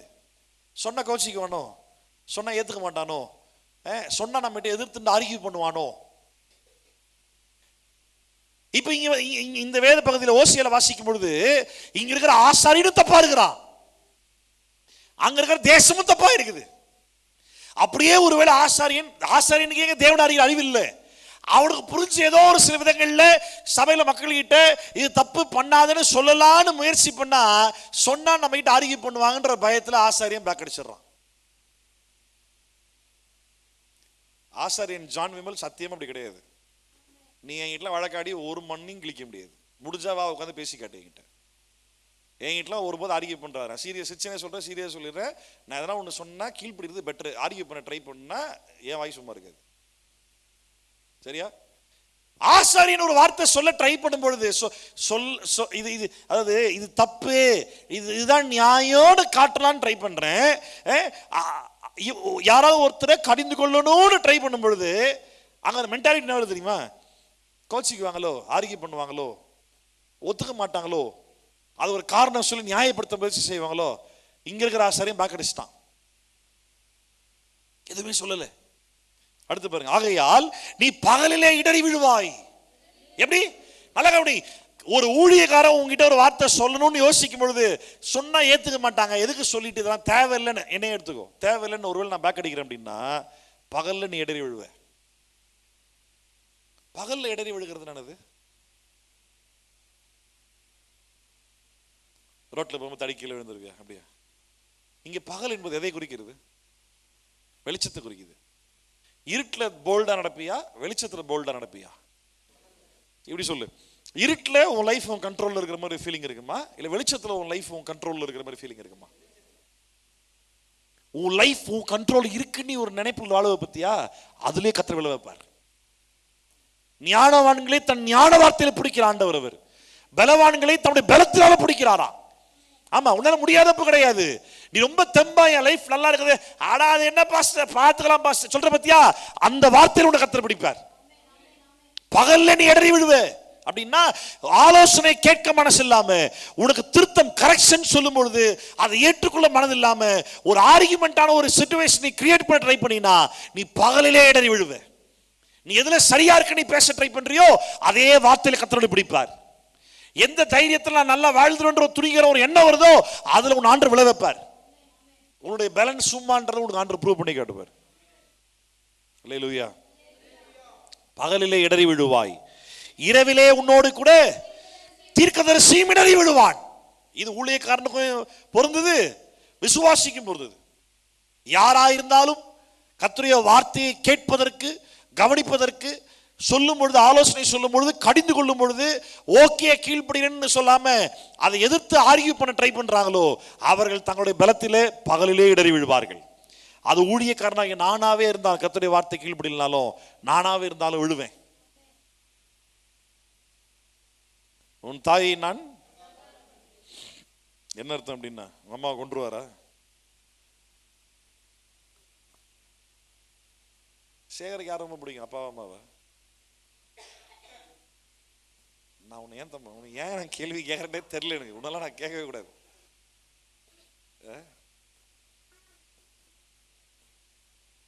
நானே சொல்லிடுறேன்.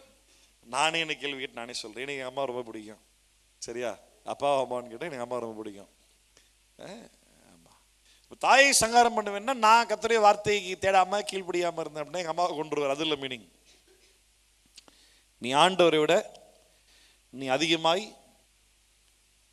நீ முக்கியத்துவம் கொடுக்கக்கூடிய, நேசிக்கிற முக்கியத்துவம் கொடுக்கக்கூடிய ஒரு நபராக இருந்தாலும் ஒரு பொருளாக இருந்தாலும் அதை உன்னை விட்டு ஆண்டவர் விலக்கிடுவார்.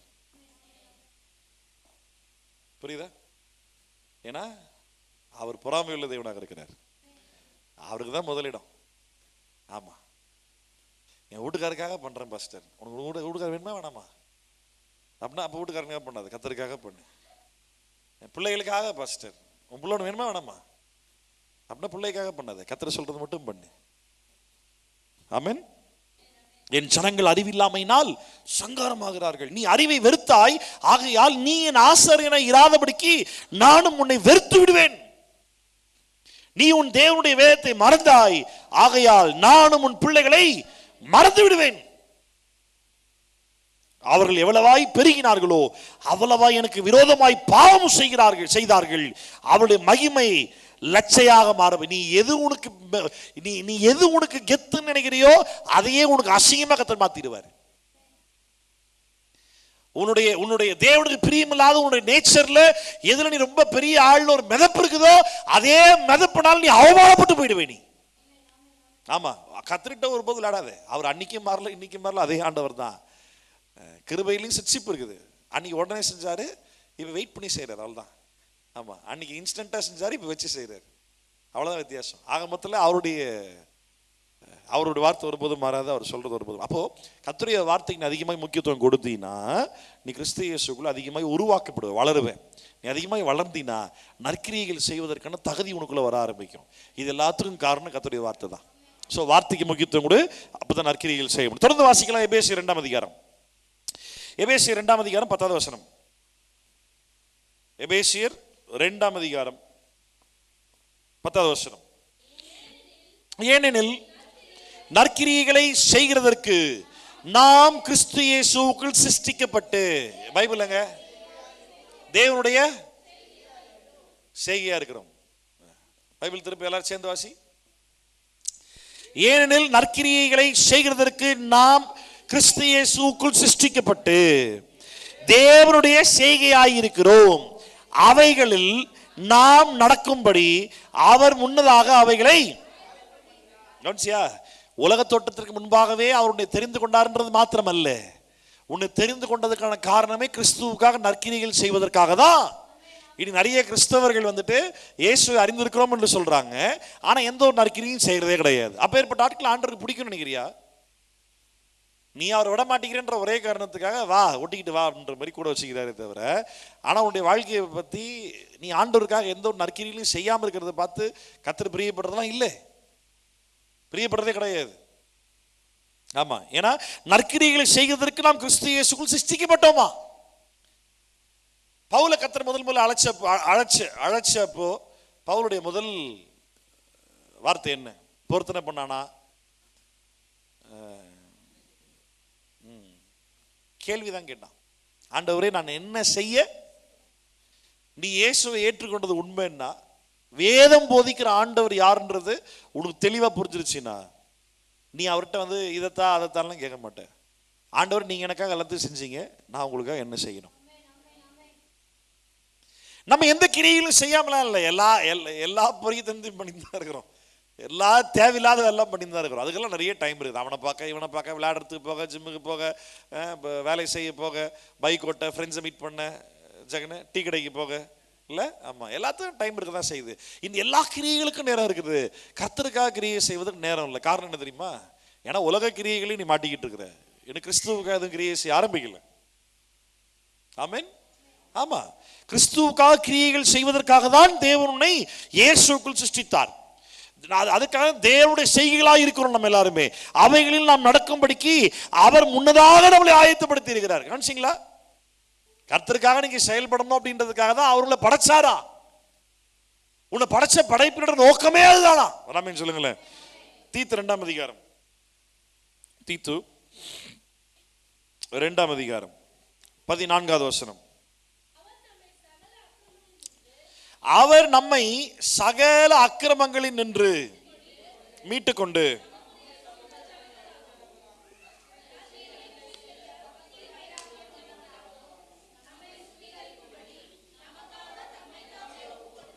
கவனிச்சிங்களா? நான் சின்ன வயசுல இருந்து சர்ச்சைக்கு போன நாட்கள்ல உனக்கு ஒரு பக்தி வைராக்கியம் வேண்டாமா?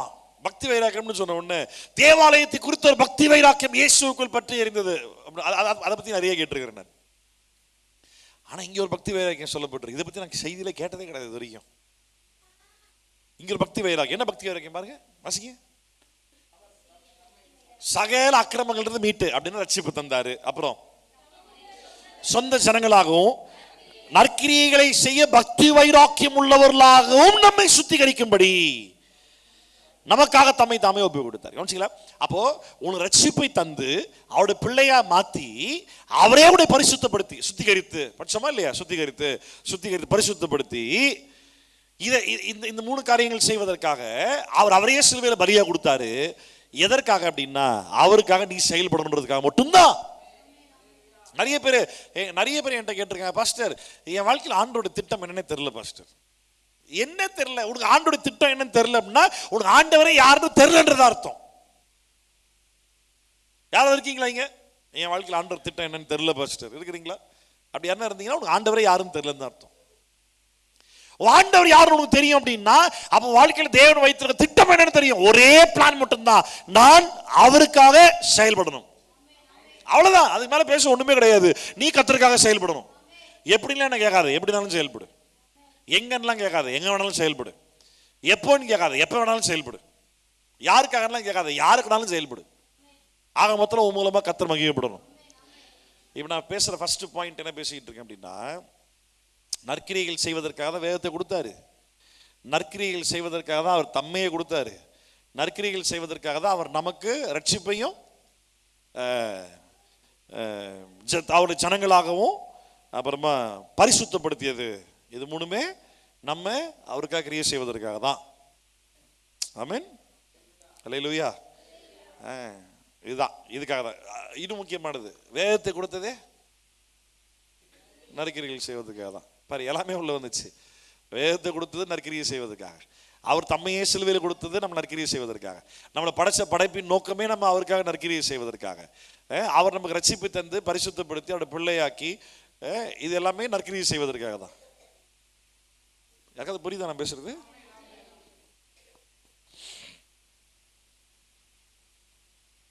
அதோடு நிக்கல. பிலிப்பியர் 1ஆம் அதிகாரம்.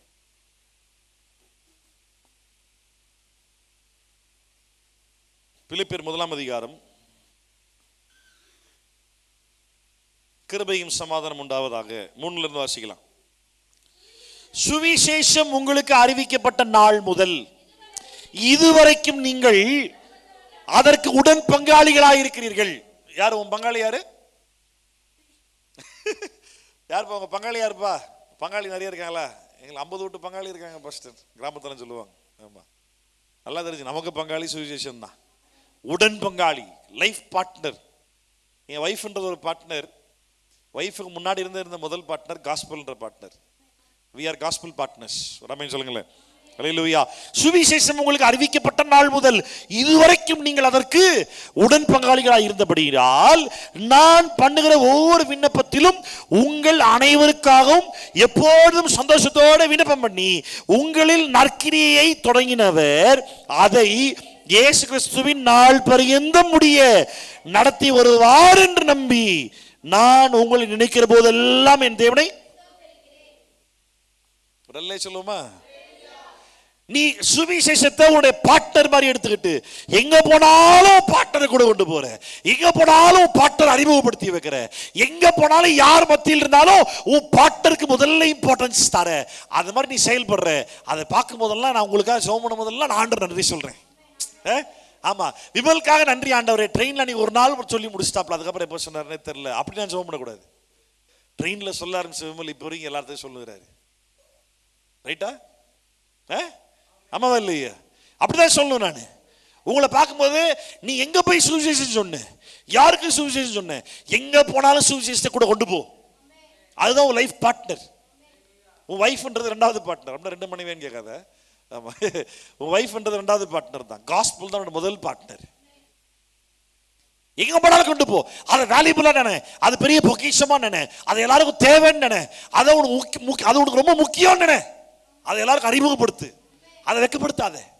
பவுல் தன்னுடைய வாழ்க்கையில் கர்த்தருடைய சுவிசேஷத்தை தன் வாழ்க்கையினுடைய மிகப்பெரிய பார்ட்னர் அவர் ஏற்றுக்கொண்டபடினால அவர் சொன்னாரு, சுவிசேஷம் அறிவிப்பது எனக்கு ஒரு வெட்கமோ இல்லை, வெட்கப்பட மாட்டேன், தைரியமா பேசுவேன்றாரு. ஒரு பாயிண்ட் சொல்றாரு, ஏன் பார்ட்னர் அப்படின்றனால என் சுவிசேஷம் அப்படின்றாரு. ரோமர் கடைசி அதிகாரம் லாஸ்ட்ல வாசிச்சா என் சுவிசேஷம்னு பவுல் சொல்றாரு. அல்லேலூயா சொல்லுங்க, அல்லேலூயா. அப்ப அப்படிங்க, இந்த பார்ட்னரோடு கொடுத்தது ஆண்டவர் தான்.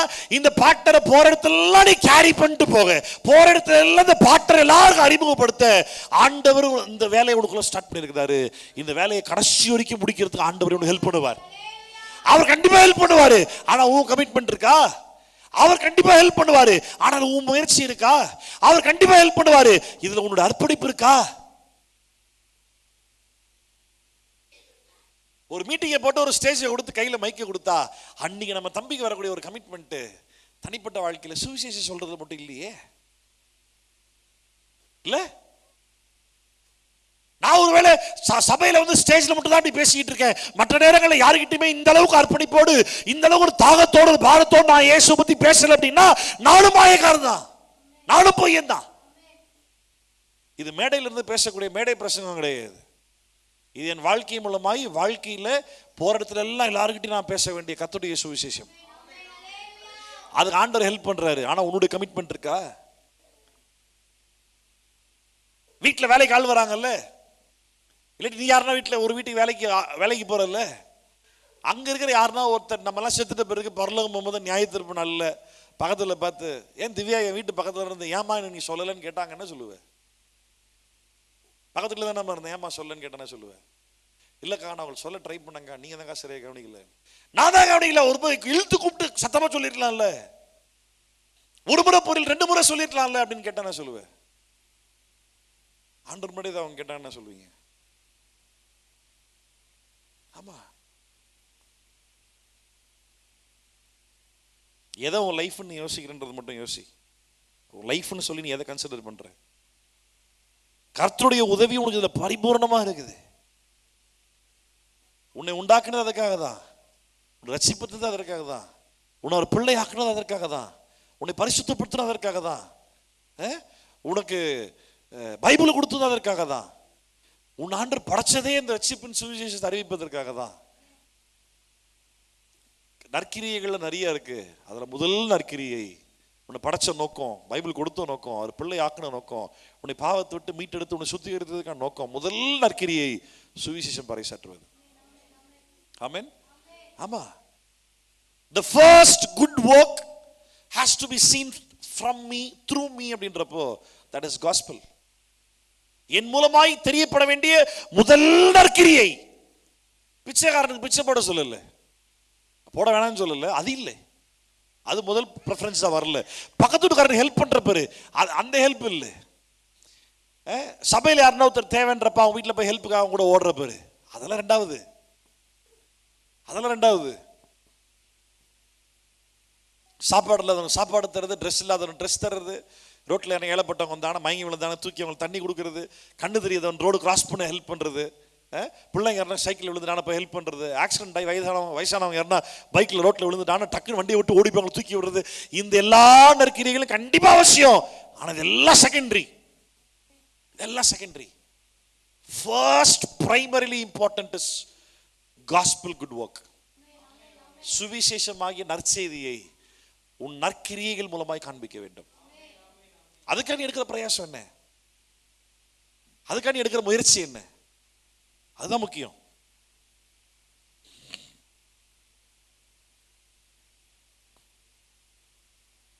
நான் ரசிக்கப்பட்டேன், ஆனா வந்துட்டு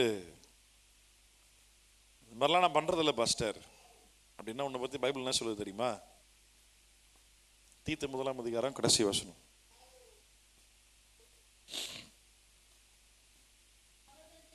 ஒரு நிமிஷம், எங்க இருந்து வாசிக்கலாம்? 14 இருந்து வாசிக்கலாமா?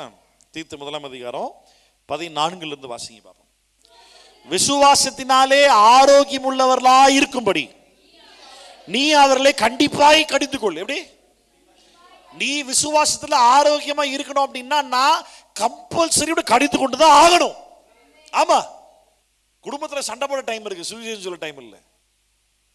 எதனா ஒன்னா பிள்ளைகள் ஹாஸ்பிட்டல் கூட்டு ஓடுறதுக்கோ, இல்லாட்டி வந்துட்டு ஃபேமிலியில் எதனா ஒரு சொந்த காலத்தில் பர்த்டே ஃபங்க்ஷனா, கல்யாணமா, ஷாப்பிங்கா, பர்ச்சேஸா, அதுக்கெல்லாம் டைம் இருக்கு. ஆனா சுவிசேஷம் சொல்ல டைம் இல்லை.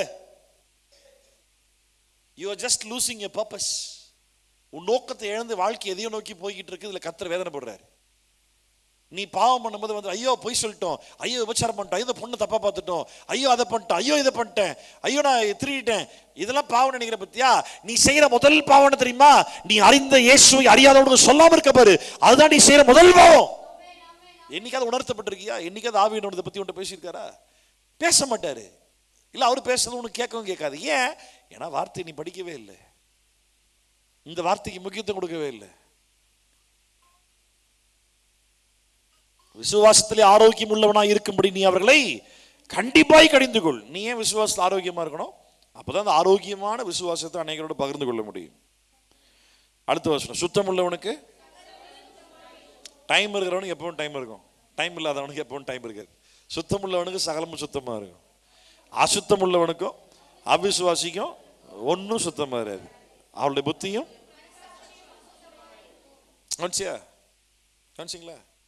ரசிக்கப்பட்டவன் தான், புத்தி அசுத்தமா இருக்குது. இயேசுவை ஏற்றுக்கொண்டவன் தான், என்னை கர்த்தர் நீதிமானாக்கிட்டார் அப்படின்ற சந்தோஷப்படுறவன் தான்.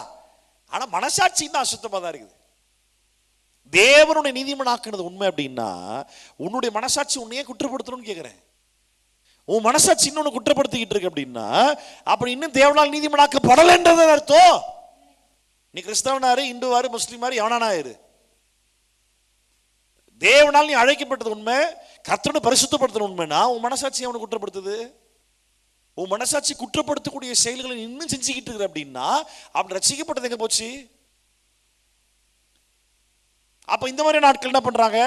வாசிக்க கடைசி வசனம். ஆண்டவர் தெரியும்னு சொல்றான். எனக்கு ஆண்டவர் தெரியும், நான் கர்த்தரை பிள்ளைதான், தேவனை அறிந்திருக்கிறோம் என்று அறிக்கை பண்ணுகிறார்கள். கிரியைகளினாலோ இதுதான் பாயிண்ட். நீ விசுவாசத்துல இன்னும் மறுதலிக்கல. அந்த விசுவாசத்தை சார்ந்த உன்னுடைய கிரியை தேவனுக்கு எதுவா இருப்பதற்காகவே கிறிஸ்து இயேசுக்குள் தேவனே உன்னை சிருஷ்டித்தார் வசனம் சொல்லுது பத்தியா? அந்த கிரியைகள்ல இன்னும் விசுவாசத்தை காட்டாம இருக்கிற அப்படினால வசனம் சொல்லுது கிரியையினால் நீ மறுதலிக்கிற. அவர்கள் அருவருக்கப்படத்தக்கவர்கள், கீழ்ப்படியாதவர்கள், எந்த நற்கிரியைகளை செய்ய யாக்கோபுல தான் சொல்றாரு, எனக்குள்ள விசுவாசம் இருக்கு, நீ கிரியை காட்டு, இல்ல கிரியை இருக்கு விசுவாசம் காட்டுனா மாத்தி மத்தன பேச முடியாது. உனக்குள்ள விசுவாசம் இருந்தா நீ அதை கிரியையில காட்டுவ, நீ கிரியையில காட்டலைன்னா உனக்குள்ள விசுவாசம் இல்லை. அவ்வளவுதான் பாயிண்ட். தேவனை விசுவாசிக்கிறேன் வாயினால் அறிக்கை செய்வது மாத்திரம் அல்ல ரட்சிப்பு. வாயின் அறிக்கை உன்னுடைய சொந்த அறிக்கையை மாத்திரம் இருக்கக்கூடாது. இல்லாட்டி நான் ரட்சிக்கப்பட்டேன்றதுக்காக நான் வாயில் அறிக்கை பண்ணிக்கிட்டு இல்லை. நான் ரட்சிக்கப்பட்டன்றதற்காக நான் அநேகர் அறியும்படிக்கு அறிக்கை பண்ணிக்கிட்டு இருக்கிறேன். அதுதான் ரட்சிப்பு. நான் ரட்சிக்கப்பட்டது ரோமர் 10ஆம் அதிகாரம், நீதி உண்டாக இதயத்தில் விசுவாசிக்கப்படும், ரட்சிப்பு உண்டாக வாயில. நான் விசுவாச ரட்சிக்கப்பட்டேன், அறிக்கை பண்ண ரட்சிக்கப்படுறேன். நான் ஒருத்தர் பிறந்ததுலேருந்து ஊமை, அவனால் பேசவே முடியாது, எப்படி வாயில் அறிக்கை செய்வான்? அப்போ ரட்சிக்கப்படலன்னு அர்த்தமா? நீதி உண்டாக முடிய நான் இருதயத்தில் விசுவாசிக்கிறேன், அத்தோடு ஒரு ரட்சிப்பு முடிஞ்சு போகல, மற்றவர்களுக்கும் ரட்சிப்பு உண்டாக முடிய என் வாயில் அறிக்கை செய்யற பத்தியா, அங்கதான் உங்க ரட்சிப்பே முழுமையடையுது. அதை ஒருபோதும் மறக்காத. நான் விசுவாசிக்கிறேன், நான் பரலோகம் போய்விடுவேன், கனவு தான் பாரு உட்காந்து. ஆமா, அதை கேட்ட கிரியைகளை கர்த்தர் உன்னை எதிர்பார்க்கிறார். அதற்காகவே வேதத்தை கொடுத்தார், அதற்காகவே தேவனை சிருஷ்டித்திருக்கிறார். நல்லா அமைதி இருக்கீங்க. கடைசி வசனம் சேர்ந்து வாசிங்க. தீத்து 1ஆம் அதிகாரம் கடைசி வசனம்.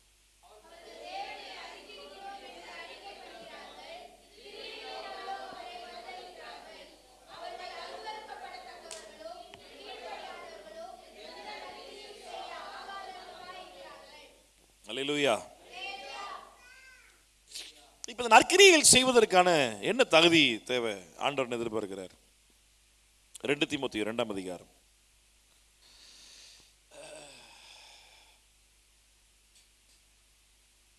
2 தீமோத்தேயு 2ஆம் அதிகாரம் 19 இருந்து வாசிக்கலாமா? 19 இருந்து 21 வரைக்கும். 22 ஃபுல்லா வாசிக்கலாம். சரி வாசிக்கலாம். 19 இருந்து வாசிங்க. 2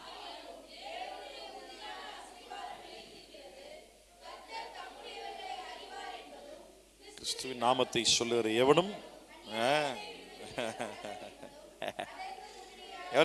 அதுதான் சீல். முத்திரை என்னது? முத்திரை கொண்டு போய் லாஸ்ட்ல பின்னாடி போட மாட்டாங்க, எல்லாரும் கண்ணிலும் திறந்து ஃப்ரண்ட்ல போடுவாங்க. பேட்ஜ், முத்திரை, சீல் இல்ல? ஆமா. பேட்ஜை வந்துட்டு யாரும் முதுகில் குத்த மாட்டாங்க, நெஞ்சில் தான் பேட்ச் குத்துவாங்கல்ல, எல்லாரும் தெரியணும் அப்படின்றதுக்காக. கவனிங்க, வசனம் சொல்லுது பாரு, கிறிஸ்துவின் நாமத்தை சொல்லுகிற எவனும் அநியாயத்தை விட்டு விலக கடவன் என்பது அதற்கு முத்திரையாயிருக்கிறது. சேர்ந்து வாசிங்க. 19. ஆகிலும் தேவனுடைய உறுதியான அஸ்திபாரம், நல்லா கவனி, அவர் போட்ட அஸ்திபாரம் நிலைச்சு நிக்குது, அதுல பிரச்சனையே இல்லை. அந்த அஸ்திபாரத்தில் கெட்டப்படுகிற உன்னுடைய நிலைமை என்னன்னு சொல்லு. அந்த அவருடைய அஸ்திபாரம் நிலைச்சு இருக்குது, அது மாறவே மாறாது. அந்த அஸ்திபாரத்தின் மேல கெட்டப்படுற உன் நிலைமை என்ன? உன்னை பரிசோதனை செய்து பாரு. என்ன சொல்றது பாரு, கர்த்தர் தம்முடையவர்களை அறிவார் என்பதும் கிறிஸ்துவின் நாமத்தை சொல்லுகிற எவனும் அநியாயத்தை விட்டு விலக கடவன் என்பது. இதுதான் உனக்கு தகுதி. நான் என்ன சொன்ன பத்தியா, சுவிசேஷம் சொல்வதற்காகவே, சுவிசேஷம் சொல்வதா முதல்ல நற்கிரியை. அந்த நற்கிரியை செய்வதற்கு உனக்கு தேவைப்படுற முதல் குவாலிட்டி, முதல் கிரைட்டீரியா, முதல் தேவை, முதல் ரெக்குவயர்மெண்ட் என்ன தெரியுமா? அநியாயத்தை விட்டு நீ விலகி இருப்ப. இனி அநேகர் அநியாயத்தை விட்டு விலகாதனாலதான் ஆனா ஊழியக்காரன் ஆயிடுறான். சுவிசேஷம் சொல்றான், ஊழியக்காரன் பேர்ல ஊழியம் பண்றான், இன்னொரு பக்கம் அநியாயம் பண்ணும் பொழுது, அதாவது வசனம் சொல்றது நற்கி, நான் கடைசியில் சொல்லுவேன், அது இந்த செய்தி முடிக்கிறப்ப முடிக்கலாம் நீங்க சொல்லுவேன். நற்கிரியைகள் வந்துட்டு கண்டிப்பா வெளியே தெரியுமா? தெரியாது இருக்கிற காரியங்கள் கூட மறைந்தே இருந்துடாதான், அதுவும் தெரிஞ்சிருமா வெளியே? நற்கிரியைகளே வெளியே தெரியுது அப்படின்னா துர்க்கிரியை தெரியாம போயிடுமாட? கண்டிப்பா தெரியும், கண்டிப்பா தெரியும். இயேசுவின் நாமத்தை சொல்லுகிற எவனா இருந்தாலும் அநியாயத்தை விட்டு முதல்ல விலகணும். அதுதான் உனக்கு தேவைப்படுற முதல் ரெக்குவயர்மெண்ட், முதல் அவசியம். அதுதான் முதல் தகுதி. அதுதான் நீ அநியாயத்தை விட்டு விலகாம, பாவத்தில் விடுதலை பெறாம, இன்னும் இயேசு கிறிஸ்துன்ற நாமத்தை மட்டும் நீ இவ்வளவு பேசிக்கிட்டு இருந்த அப்படின்னா, நீ திருப்பி இன்னொரு சைட்ல பாவம் செய்யும்போது உன்னை மட்டும் காரி துப்ப மாட்டான், நீ சொன்ன இயேசுவின் சேர்த்து காரி துப்புவான். உன்னால கத்தனா மகிமைப்படலாலும் பரவாயில்ல, ஆனா நீ செய்யற செயலில் கத்த நாமத்தை தூஷிக்க வைக்காத. அல்லேலூயா. தொடர்ந்து வாசிக்கலாம். ஆகிலும் தேவனுடைய உறுதியான அஸ்திபாரம் நிலைத்திருக்கிறது, கர்த்தர் தம்முடையவர்களை அறிவார் என்பதும் கிறிஸ்துவின் நாமத்தை தொழுதுகிற எவனும் அநியாயத்தை விட்டு விலக கடவன் என்பது அதற்கு முத்திரையாயிருக்கிறது. ஒரு பெரிய வீட்டிலே பொன்னும் வெள்ளியுமான பாத்திரங்கள் அல்லாமல் மரமும் மண்ணுமான பாத்திரங்களும் உண்டு. அவைகளில் சில கனத்திற்கும் சில கனவீனத்திற்கும் ஆனவைகள். ஆகையால் எவைகளை விட்டு? எது? அநியாயத்தை விட்டு. ஒருவன் அந்த அநியாயத்தை விட்டு தன்னை சுத்திகரித்து கொண்டால், இதுதான் அடிக்கடி சொல்லுவேன். உன்னால பரிசுத்தமாக முடியாது, ஆனா ஆண்டவர் ஏற்படுத்துகிற பரிசுத்தத்தை கெடுத்துக்காம இருக்க முடியும். ஒன்னு நீ சுத்திகரித்துக் கொள்ள முடியுமா? நிச்சயமா முடியும். எப்படி முடியும்? அநியாயத்தை விட்டு விலகும் பொழுது அந்த சுத்திகரிப்புக்குள்ள தானா வந்துடுற நீ. புரியுதா? ஒருவன் தன்னை சுத்திகரித்துக் கொண்டால் அவன் பரிசுத்தமாக்கப்பட்டதும் எஜமானுக்கு உபயோகமானதும் எந்த நற்கிரியைக்கும் ஆயத்தமாக்கப்பட்டதுமான கணத்திற்குரிய பாத்திரமா இருப்பான். இவ பிரச்சனை தெரியுமா?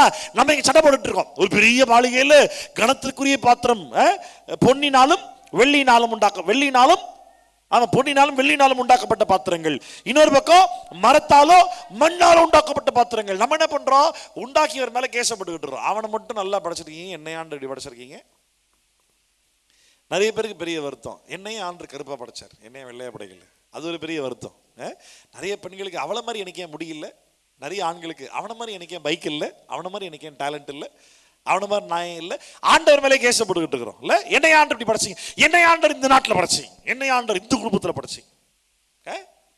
ஆமா, அழகவனி வெள்ளியும் பொண்ணுமான பாத்திரங்களை கணத்திற்குரிய பாத்திரமாய் கருதப்படுது. பார்த்தீங்களா? ஒரு மாளிகையில், இந்த வீடுன்ற இந்த உலகன்ற மாளிகையில் விலையேறு பெற்ற பாத்திரங்களை கர்த்தர் படைச்சிருக்காருல்ல, அதை அவர் பயன்படுத்துறதுக்காக படைச்சிருக்கிறாரு. ஒருவேளை நம்மளை வந்துட்டு மண்ணும் மரத்தில் உண்டாக்கப்பட்ட ஒரு கனவீனமான ஒரு பாத்திரமா இருந்தா இதையும் கர்த்தர் பயன்படுத்த தான் படைச்சிருக்கிறாரு. நீ வந்துட்டு அவன மாதிரி நான் ஏன் இல்லை, என்ன மாதிரி இவன் ஏன் இல்லைன்னு இந்த பேச்சு பேசாம என்னை கர்த்தர் பயன்படுத்துவதற்கு நான் செய்ய வேண்டிய காரியம் என்ன, அதுதான் நீ யோசிக்கணும். அவர் மேல கம்ப்ளைண்ட் சொல்லிக்கிட்டு இல்லை. அவர் படைச்சது தான், மாற்ற முடியாது. அவர் மாற்ற மாட்டாரு. சரியா? மாற்ற மாட்டாரு. இப்போ அவர்கிட்ட போயிட்டு என்னை ஆண்டவர் இப்படி பண்ணிட்டீங்க, என் வாழ்க்கை மட்டும் ஏன் இப்படி போச்சு, அவனை மாதிரி நான் ஏன் இல்லை, இவனை மாதிரி என் வாழ்க்கையும் அமையல, அவனுக்கு எல்லாம் இருக்குது எனக்கு மட்டும் ஏன் இல்லை, இதெல்லாம் பேசாது. தேவையில்லாத வேலை நீ செய்ய வேண்டியது தெரியுமா? இப்படித்தான் என் வாழ்க்கை இருக்குது, நான் என்ன பண்ணா உன் நாம மகிழப்படும். உனக்கு தேவைப்படுற முதல் காரியம் அநியாயத்தை விட்டு விலகு. இதுதான் உனக்கு முத்திரையாவே இருக்கணும். ஆமா, அது ஒரு தேவைப்படுற தகுதி. அப்படி இருந்தா மட்டும்தான் கர்த்தர் பயன்படுத்துவார். ரைட்டா? ஆகையால் ஒருவன் இவைகளை விட்டு தன்னை சுத்திகரித்துக் கொண்டால் அவன் பரிசுத்தமாக்கப்பட்டதும் எஜமானுக்கு உபயோகமானதுமான எந்த நற்கிரியைக்கும் ஆயத்தமாக்கப்பட்டதுமான கணத்திற்குரிய பாத்திரமான. தொடர்ந்து வாசிக்கலாமா? உன்னை நீ தகுதிப்படுத்திக்கிறது எப்படிலாம், என்னென்ன நற்கிரியைகள்லாம் செய்யாம இருந்தீங்கன்னா நீ உன்னை தகுதிப்படுத்திக்கலாம். வாசிங்க. சாரி, எந்தெந்த துர்க்கிரியைகள் நீ செய்யாம இருந்தீங்கன்னா நீ உன்னை தகுதிப்படுத்திக்கலாம். அன்றியும் youthful lust and pursue righteousness. அன்றியும் பாலியத்திற்குரிய இச்சைகளுக்கு நீ விலகி. கவனி, இன்னைக்கு கூட நம்ம வேலூர் சர்ச்சில் தலைமை சபையில் புதுசாக ஒருத்தன் வந்தாங்க. ஒரு லேடி, அவங்க கல்யாணம் பண்ணி அவங்க ஹஸ்பண்ட் வந்துட்டு கல்யாணம் பண்ணி 8 மாசத்துல கடனில் சூசைட் பண்ணிட்டார். ஒரு குழந்தை இருக்கு, அந்த பிள்ளைக்கு இப்போ 3ஆம் கிளாஸ் 2ஆம் கிளாஸ் படிக்குது. இந்த லேடிக்கு ஃபிட்ஸ் வருது, ரெகுலராக ஃபிட்ஸ். அவங்க எல்லாருமே ஹிந்துஸ். எப்படியாவது என் பொண்ணு வாழ்க்கை சரியானா போதுங்க ஐயா அப்படின்னு சொல்லி ஜோம் பண்ண வந்தாங்க. அவங்க கிட்ட நான் சொன்ன 2 காரியம் மட்டும்தான். காம விகாரத்துக்கு ஏதுவான அந்த டிபார்ட்மெண்ட்டே வேண்டாம், அதை சம்பந்தப்படுத்தி எதுவாக தான் போவாதே, கர்த்தர் வெறுக்கிறார். ஆல் செக்ஷுவல் டிசையர்ஸ், அது உன் பார்வையிலிருந்து ஸ்டார்ட் ஆகுது. உன் பார்வையிலிருந்து ஸ்டார்ட் ஆகுது. நீ பேச்சு, பழகிறது, போகும்போது ஒராசுறது, தட்டுறது, இடிக்கிறது, தெரியாம பண்றது, இது எல்லாத்தையுமே ஆண்டவர் வெறுக்கிறார். வேண்டாம், அந்த சைடுக்கே போகாது. அதை கம்ப்ளீட்டா கர்த்தர் வெறுக்கிறார். இதை பண்ணிக்கிட்டு இருந்தீங்கன்னா உனக்கு கர்த்தர் பயன்படுத்தவே மாட்டார். நீ கர்த்தருக்கு பயன்படாத அப்பிரயோஜனமான பாத்திரமா இருந்தீங்கன்னா உனக்குரிய பொக்கிஷத்தை நீ பரலோகத்தில் இழந்துருவ. அந்த இழப்பு நித்தியத்திற்கும் தங்கி இருக்கும், மறந்துடாத. இது பயமுறுத்துறதுக்கு இல்லை, சத்தியம். இதுதான் பைபிள் சொல்லுது, இதுதான் கர்த்தர் சொல்றாரு. பார்வையிலிருந்து ஸ்டார்ட் ஆகி விபச்சாரம் வரைக்கும் போய் முடியும். நான் ஏற்கனவே ஒரு முறை சொல்லியிருந்தேன், ஃபோனில் தயவுசெய்து ஷார்ட்ஸ் அண்ட் ரீல்ஸ் பார்க்குறத ஸ்டாப் பண்ணு. நீ பார்க்குற ஷார்ட்ஸோ இன்ஸ்டாகிராமில் நீ பார்க்குற ரீல்ஸ் மெஜாரிட்டியாகவே அது உன்னுடைய காமத்துக்கு எதுவான இச்சையை தூண்டுற மாதிரி தான் இருக்குது. ஆமாம், எனக்கு தெரிஞ்ச பிரதர் ஒருத்தர், எனக்கு தெரியாது, ஆன்லைனில் செய்தி கேட்குற பிரதர் ஒருத்தர் மதுரையில் இருக்கிறாரு. அவர்கிட்ட வந்துட்டு என்கிட்ட கேட்டுருவோம், ஃபேஸ்புக்கில் ஃபாலோ பண்ணுங்க பிரதர், அதில் எல்லா வீடியோஸும் வரும் அப்படின்னப்போ, ஐயோ இல்லை பிரதர் நான் ஃபேஸ்புக்கை டெலிட் பண்ணிட்டேன். ஏன்னு கேட்டேன். ஏன் டெலிட் பண்ணிட்டீங்க? அதை ஓப்பன் பண்ணால் கண்ட கருமாலாம் வந்துகிட்டு இருக்கு, எப்போ பார்த்தாலும் நம்மளை தோண்டி விட்டுக்கிட்டு இருக்காங்க. ஐயா அப்படி வேண்டாம், நான் ஃபேஸ்புக்கை டெலிட் பண்ணிட்டேன், யூஸ் பண்ணுறது இல்லைன்னாரு. உன்னை இச்சைக்கு ஏதுவாய் உன்னை தூண்டி விடக்கூடிய எந்த ஒரு காரியத்தை உன் வாழ்க்கையிலிருந்து டெலிட் பண்ணிருக்கிற? சொல்லு சொல்லு, எதை டெலிட் பண்ணிருக்கிற? எதை டெலிட் பண்ணிருக்கிற? உன்னை பொறுத்த வரைக்கும் எல்லாமே என்ன, ஆண்டர் பண்ணிக்கிறாரா, ஓகே. நித்தியத்திற்கும் உன்னுடைய மகிமையை இழந்துடாத, ஜாக்கிரதையாரு. பாலியத்திற்குரிய இச்சைகளுக்கு நீ விலகி ஓடி சுத்த இருதயத்தோடு கர்த்தரை தொழுது கொள்ளுகிறவர்களுடனே நீதியும் விசுவாசத்தையும் அன்பையும் சாந்தத்தையும் அடையும்படி உன்னை விட்டு விலகி ஓடு, இத்தனையும் தேடு. பாலியத்திற்குரிய இச்சைகள் விட்டு விலகு, அதற்கு பதிலாக எதெல்லாம் தேடு? நீதி, விசுவாசம், அன்பு, சமாதானம். சொல்லு, நீதி, விசுவாசம், அன்பு, சாந்தம். திருப்பி சொல்லு, நீதி, விசுவாசம், அன்பு, சாந்தம், சமாதானம். சாந்தம் சமாதானம் ரெண்டு ஒன்று தானே? கரெக்டா? சாந்தம் ஆமா ஒன்று தான். சமாதானம் நாலுத்தையும் தேடு. தனியா தேட, தனியா தேடுன்னு இருக்கா? சுத்த இருதயத்தோடு கர்த்தரை தொழுது கொள்ளுகிறவர்களுடனே. யாரோடு கூட? கரெக்டா? கரெக்டா? சபையாரா நம்ம சேர்ந்து ஒருத்தருக்கு ஒருத்தர் டீமா ஹெல்ப்பா பிளான் பண்ணி ஒருத்தருக்கு துணையா நிக்க போறோம். எதுல நிக்க போறோம்? எந்த ஒரு விபச்சாரத்துக்கு எதுவான சிந்தனை இராதபடிக்கு ஒருத்தருக்கு ஒருத்தர் சப்போர்ட்டா நில்லு. எல்லாம் இதை செய்ய வேண்டாம்னு சொல்லி ஒருத்தருக்கு ஒருத்தர் ஞாபகப்படுத்திக்கோ. ஒருத்தருக்கு ஒருத்தர் ஞாபகப்படுத்திக்கோ. எக்காரணத்தும் தப்பா பாத்துறாதரா, எக்காரணத்தும் தப்பா செஞ்சிடாதம்மா. ஆமா, ஒருத்தருக்கு ஒருத்தர் ரிமைண்ட் பண்ணிக்கோ. நம்ம எல்லாரும் சேர்ந்து என்ன செய்ய போறோம்? விசுவாசம், நீதி, அன்பு, இதை நம்ம சேர்ந்து தேட போறோம், கர்த்தருக்குள்ள கண்டுபிடிக்க போறோம். இதுதான் நீ நற்கிரியை செய்வதற்கான முதல் படி. First criteria. இந்த கேரக்டர் உனக்குள்ள இல்லாம நீ சுவிசேஷன்ற பேர்ல இயேசுவை பத்தி பேசாத. இந்த கேரக்டர் உனக்குள்ள இல்லாம நீ இயேசுவை பத்தி பேசினா நீ திருப்பி பாவத்தில் விழுறது கண்டிப்பா வெளியே தெரிய வரும். ரொம்ப நாளைக்கு உன் பாவத்தை நீ மறைச்சு ரகசியமா வைக்க முடியாது. வெளியே தெரிய வரும் பொழுது கர்த்தர் நாமம் அதிகமாக தூஷிக்கப்படும். கவனமா இரு. கர்த்தருடைய நாமத்தை விளையாட்டுக்கு எடுத்துக்காத. 10 கட்டளைகள்ல 3வது கட்டளை சொல்லுது, தேவனுடைய நாமத்தை வீணா வழங்காத, வீணில வழங்காத. அவர் நாமத்தை தொழுது கொள்ளாமல் சுத்த இதயத்தோடு அவரை தொழுது கொள்ளுகிறவர்களோடு கூட சேர்ந்து விசுவாசம், அன்பு, நீதி, சமாதானம், இந்த காரியத்தை கரெக்டா உனக்குள்ள சேர்ந்து டீமா டிராவல் பண்ணாம ரகசியமா உள்ள பாவத்தை வச்சுக்கிட்டு யாருக்கும் தெரியாம வச்சுக்கிட்டு இயேசுவை பத்தி மட்டும் பப்ளிக்ல பேசிக்கிட்டு இருந்தீங்கன்னா கர்த்தருடைய நாமத்தை நீ வீண்ல வழங்கிட்டு இருக்கேன்னு அர்த்தம். அப்புறம் என்ன பண்ண? வேற என்ன விட்டு விலகணும்? புத்தியினமான ஆயுக்தமான தர்க்கங்கள் சண்டைகளை பிறப்பிக்கும் என்று அறிந்து,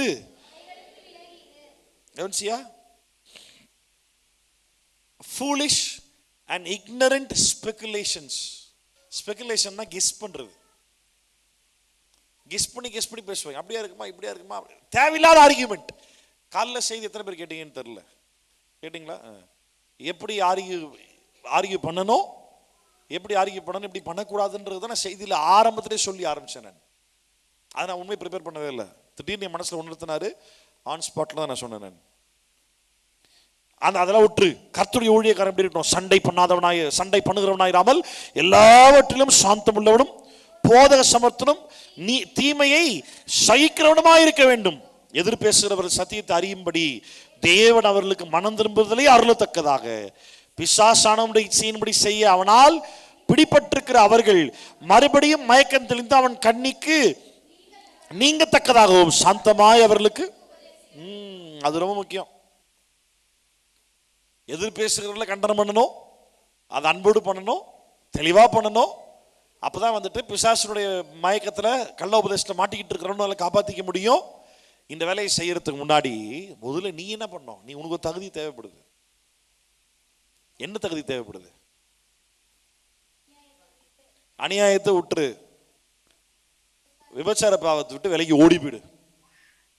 அதற்கு மாறாக தனித்தனியால எல்லாம் ஒன்னா சேர்ந்து நீதியையும் விசுவாசத்தையும் அன்பையும் சமாதானத்தையும் தேடு.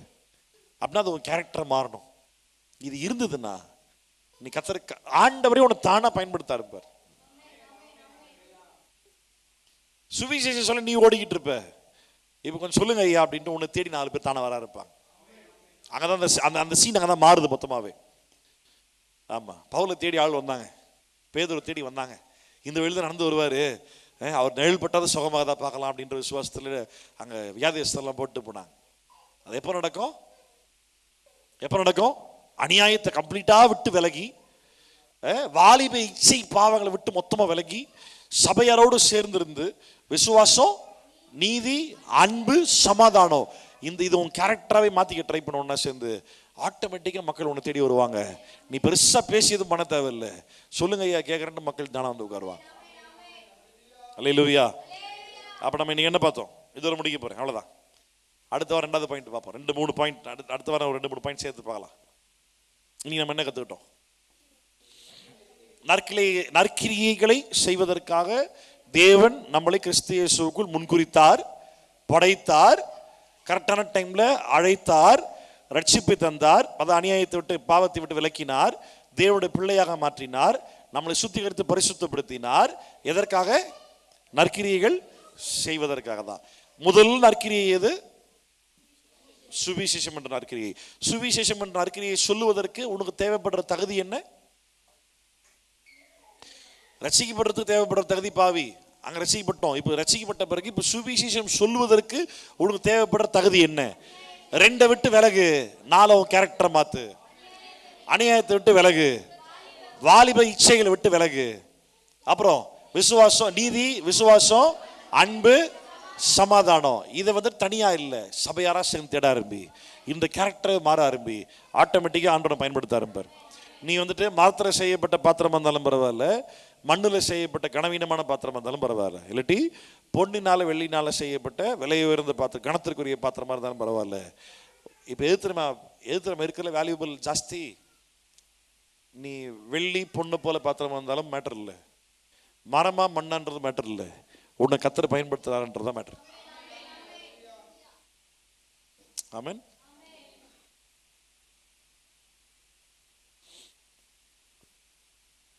ஒரு சின்ன கோவலை என்ன தெரியும்ல? கோவலை என்னது?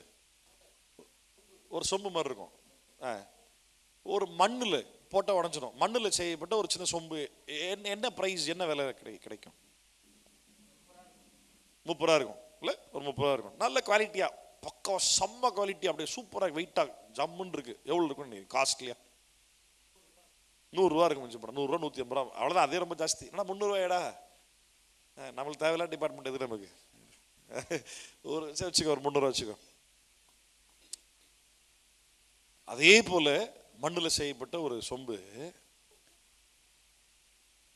1400வது வருஷத்தில் முகலாய ஆட்சி காலத்தில் அவுரங்கசீப் ராஜாவுடைய நாட்கள் அவர் பயன்படுத்தியது அப்படின்னு ஒரு ஷோகேஸ்ல வச்சா ஆக்ஷன்ல எவ்வளவு சேல் ஆகும்? லட்சத்துல கோடிக்கு போனாலும் ஆச்சரியப்படுறது ஒன்றும் இல்லை. ஏங்க இப்பதான் சொன்னீங்க 30 ரூபாயில ஆரம்பிச்சு 150 ரூபா 300 வரைக்கும் போச்சு, அது லட்சத்துல விற்கிது. இப்போ அது மண்ணா பொண்ணான்றது மேட்டர் இல்லை, யாரு பயன்படுத்தினான்றதுதான் மேட்டர். அல்லேலூயா. மண்ணா பொண்ணான்றது விஷயம் இல்லை, யார் யூஸ் பண்ணான்றதான் விஷயம். என்ன மண்ணா படிச்சுட்டாரு, அவனை பொண்ணா படிச்சுக்கிறார், அவன் நல்லா இருக்குது, எந்த நல்லா இல்லை, இந்த கதை பேசாத. உன் ஆண்டு பயன்படுத்தினாருன்னா பொண்ணுக்கு இல்லாத ஒரு வேல்யூ மண்ணான பாத்திரமா இருந்தாலும் உனக்கு அந்த வேல்யூ இருக்கும். அதுக்கு குவாலிட்டி வேணும், தகுதிகள் வேணும். ரட்சிப்புன்றது முதல் தகுதி ஃப்ரீயா கொடுத்துடுறாரு. அதை தொடர்ந்து நற்கிரியைகள் செய்வதற்கான தகுதி இருந்தாதான் உன்னை கர்த்தர் நற்கிரியைகளை செய்ய வைப்பார். அங்கதான் கர்த்தர் உன்னை பயன்படுத்த ஆரம்பிப்பார்.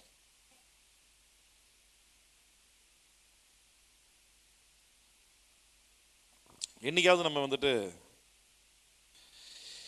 சுவிசேஷம் நான் சொல்லாம விட்டுட்டேனே, ஐயோ பாவம் பண்ணிட்டேனே அப்படின்னு யோசிச்சிருக்கோம்.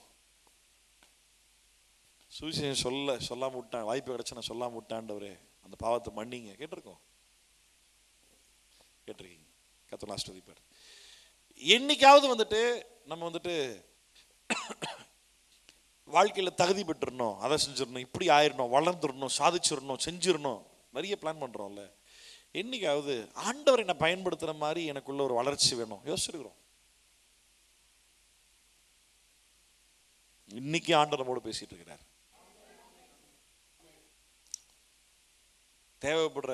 தேவையில்லாத 2 விஷயங்கள், தேவைப்படுற 4 விஷயங்கள். இதை விட்டு கம்ப்ளீட்டா வெளியே வராம உன்னை கர்த்தர் பயன்படுத்த மாட்டார். 1, அநியாயத்தை விட்டுரு, வாலிபத்திற்குரிய இச்சைகளை விட்டுரு. அது வாலிபர்களுக்கு மட்டும் இல்லை, எல்லாருக்கும் இருக்குது. ஆமா, வாலிபத்துக்குரிய இச்சைகளை விட்டுரு. ஆமா, தேவைப்படுற 4 காரியங்கள் தனியா இல்லை, டீமா சேர்ந்து சுத்த இருதயத்தோடு தொழுது கொள்ளுவர்களுடனே சேர்ந்து நீதியையும் விசுவாசத்தையும் அன்பையும் சமாதானத்தையும் அடையும்படி நாடு. இந்த கேரக்டர் குவாலிட்டி உனக்குள்ள இருந்தால் மட்டும்தான் ஆண்டவர்னு பயன்படுத்த இருப்பார். இதை பயன்படுத்தாம பாஸ்டர் போல் நானும் சுவிசேஷம் சொல்லணும்னு அழைப்பு புரியாம, அர்ப்பணிப்பு இல்லாம, சுவாபம் மாற்றப்படாம, அநியாயத்தை விட்டு விலகாம, ஒரு ஆர்வ கோளாறுல நீயாவே பண்ணிக்கிட்டு இருந்தனா, உன் வாழ்க்கையில் விடுதலை இல்லாத காரணத்தால் இந்த பாவம் வெளியே தெரிய வரும்பொழுது அது ஆண்டவர் நாமம் தூஷணமாய் போயிடும். ஜாக்கிரதையா எச்சரிப்பாரு. கர்த்தர் உன்னை பயன்படுத்தட்டும். கண்களை மூடி ஜெபிப்போம். பிதாவே, நாங்கள் நன்றியோடு துதிக்கிறோம். இந்த ஆஸ்வதிக்கப்பட்டதுனால இரவு வேளைக்காய் உமக்கு நன்றி. இந்த நாளில் நீர் எங்களோட பேசின வார்த்தைகளுக்காக நன்றி ஆண்டவரே. அப்பா, நாங்கள் நற்கிரியைகளை பற்றி நாங்கள் நிறைய ரொம்ப யோசிச்சதோ பேசினதோ இல்லை. ஆனால் வேதத்தில் பார்க்கும் பொழுது இதற்காகவே நீர் எங்களுக்கு இந்த வேதத்தை கொடுத்துருக்கிறீர். நற்கிரியைகளை செய்வதற்காகவே இந்த வேதத்தை கொடுத்துருக்கிறீங்க. தேறினவன் ஆகுவதற்காகவே அந்த வார்த்தைகளை கொடுத்துருக்கிறீங்க. கிறிஸ்து இயேசுக்குள்ளே நீர் எங்களை சிருஷ்டித்து, எங்களை சுத்திகரித்து, எங்களை பரிசுத்தப்படுத்தி உம்முடைய ஜனமாய் நீர் மாற்றியதற்கான காரணமே உமக்காக நாங்கள் நற்கிரியைகள் செய்வதற்காக தான். இது புரியாமல் ஆண்டவரே இன்னைக்கு அநேக மக்கள் எதையோ நோக்கி ஓடிக்கிட்டு இருக்கிறாங்க. எங்களுக்கு புரிய செய்கிற கிருபைகளுக்காக உமக்கு நன்றி. தொடர்ந்து எங்களோட பேசுங்க ஆண்டவரே. வருகிற வாரத்தில் நற்கிரியைகளை குறித்து நாங்கள் வாசிக்கும் பொழுது, படிக்கும் பொழுது ஆண்டவரை தனிப்பட்ட விதத்தில் கேட்டகரைஸ் பண்ணி ஒவ்வொருவரும் தங்கள் வாழ்க்கையில் நற்கிரியைகளை காட்டுவதற்கான அவசியமும் நோக்கம் என்ன என்பதை நாங்கள் நன்றாக அறிந்து கொள்ள கர்த்தர் கிருபை செய்வீராக. இன்னைக்கு காலையில் செய்தியில் கேட்டது போல யாக்கோபு 1:22, வெளிப்படுத்தின விசேஷம் 1:3 என்படி திருவசனத்தை வாசிக்கிறவர்களாய் கேட்கிறவர்களாய் மாத்திரமல்ல அதன்படி செய்கிறவர்களாய் இருங்கள் என்று வேதம் சொல்வது போல நாங்கள் அதை செய்யத்தக்கதாய், கேட்கிற வார்த்தைகளுக்கு கீழ்ப்படிந்து செய்யத்தக்கதாய் கர்த்தர் நீர் எங்களுக்கு உதவி செய்ய நாங்கள் செபிக்கிறோம். எங்களை தாழ்த்துகிற ஆண்டவரே, நாங்கள் மண்ணான பாத்திரமா இல்லை பொன்னான பாத்திரமான்றது இல்லை கேள்வி. நாங்கள் உமால பயன்படுத்துகிற பாத்திரமா, அதுதான் ஆண்டவரே கேள்வி. உமால பயன்படுத்தப்படுற பாத்திரவான்களா நாங்கள் இருக்கணும் அப்படின்னா எல்லா அநியாயத்தையும் விட்டு விலகி, வாலிபத்திற்குரிய எல்லா காம இச்சைகளையும் விட்டு விலகி, சுத்த இருதயத்தோடு தேவனை தொழுது கொள்கிறவர்களோடு சேர்ந்து விசுவாசத்தையும் அன்பையும் நீதியையும் சமாதானத்தையும் அடையும்படி நாங்கள் நாட உதவி செய்யுங்கப்பா. எங்களை நீங்கள் பயன்படுத்துங்க, என் கேரக்டர் மாற்றுங்க, நீர் எங்களை பயன்படுத்துங்க, உன் நாமத்தை மகிமைப்படுத்திக் கொள்ளுங்க ஆண்டவரே. நீர் வருவதற்கு முன்பாக இல்லை நாங்கள் மரிப்பதற்கு முன்பாக எங்கள் மேலே வைத்திருக்க திட்டத்தை கர்த்தாவே நாங்கள் நிறைவேற்றி முடிக்க நீர் எங்களை உதவி செய்வீரா. நாம் ஆண்டவரே உங்களுடைய கரங்களை ஒப்புக் கொடுக்கிறோம். பெரிய காரியங்களை செய்யும் இயேசுவின் நாமத்தில் ஜெபிக்கிறோம் நல்ல பிதாவே, ஆமென். ஆத்துமாவே கர்த்தரை ஸ்தோத்திரி, முழு மேலுடைய பரிசுத்த நாமத்தை ஸ்தோத்திரி. என் ஆத்துமாவே கர்த்தரை ஸ்தோத்திரி, கர்த்தர் செய்த சகல உபகாரங்களையும் மறவாதே. அவன் அக்கிரமங்களை எல்லாம் மன்னித்து நோய்களை எல்லாம் குணமாக்கி பிராணனை அழிவுக்கு விலக்கி மீட்டு கிருபையினாலும் இரக்கத்தினாலும் முடிசூட்டி நன்மையினால் வாயை திருப்தியாக்குகிறார். கழுகுக்கு சமானமாக வயது திரும்ப வாழ வயது போல ஆகிறது. ஆமீன். ஆசீர்வாதம் பெற்றுக்கொள்வோம். நம் திரியேக தேவனாகிய பிதா குமாரன் பரிசுத்தாவியின் நாமத்தினாலே நம் அனைவருக்கும் கிருபையும் சமாதானமும் தெய்வ அன்பும் பரிசுத்தாவியானோட அந்நியும் ஐக்கியம் இன்றைக்கும் இன்றைக்கும் சதா காலங்களிலும் ஆண்டவராகிய இயேசு வரும் வரைக்கும் நம் அனைவரோடும் கூட இருந்து நடத்துவாராக. ஆமென். அல்லேலூயா, அல்லேலூயா, அல்லேலூயா. கர்த்தர் ஆசீர்வதிப்பாராக. மாறினதா இயேசு சீக்கிரம் வரப்போகிறார்.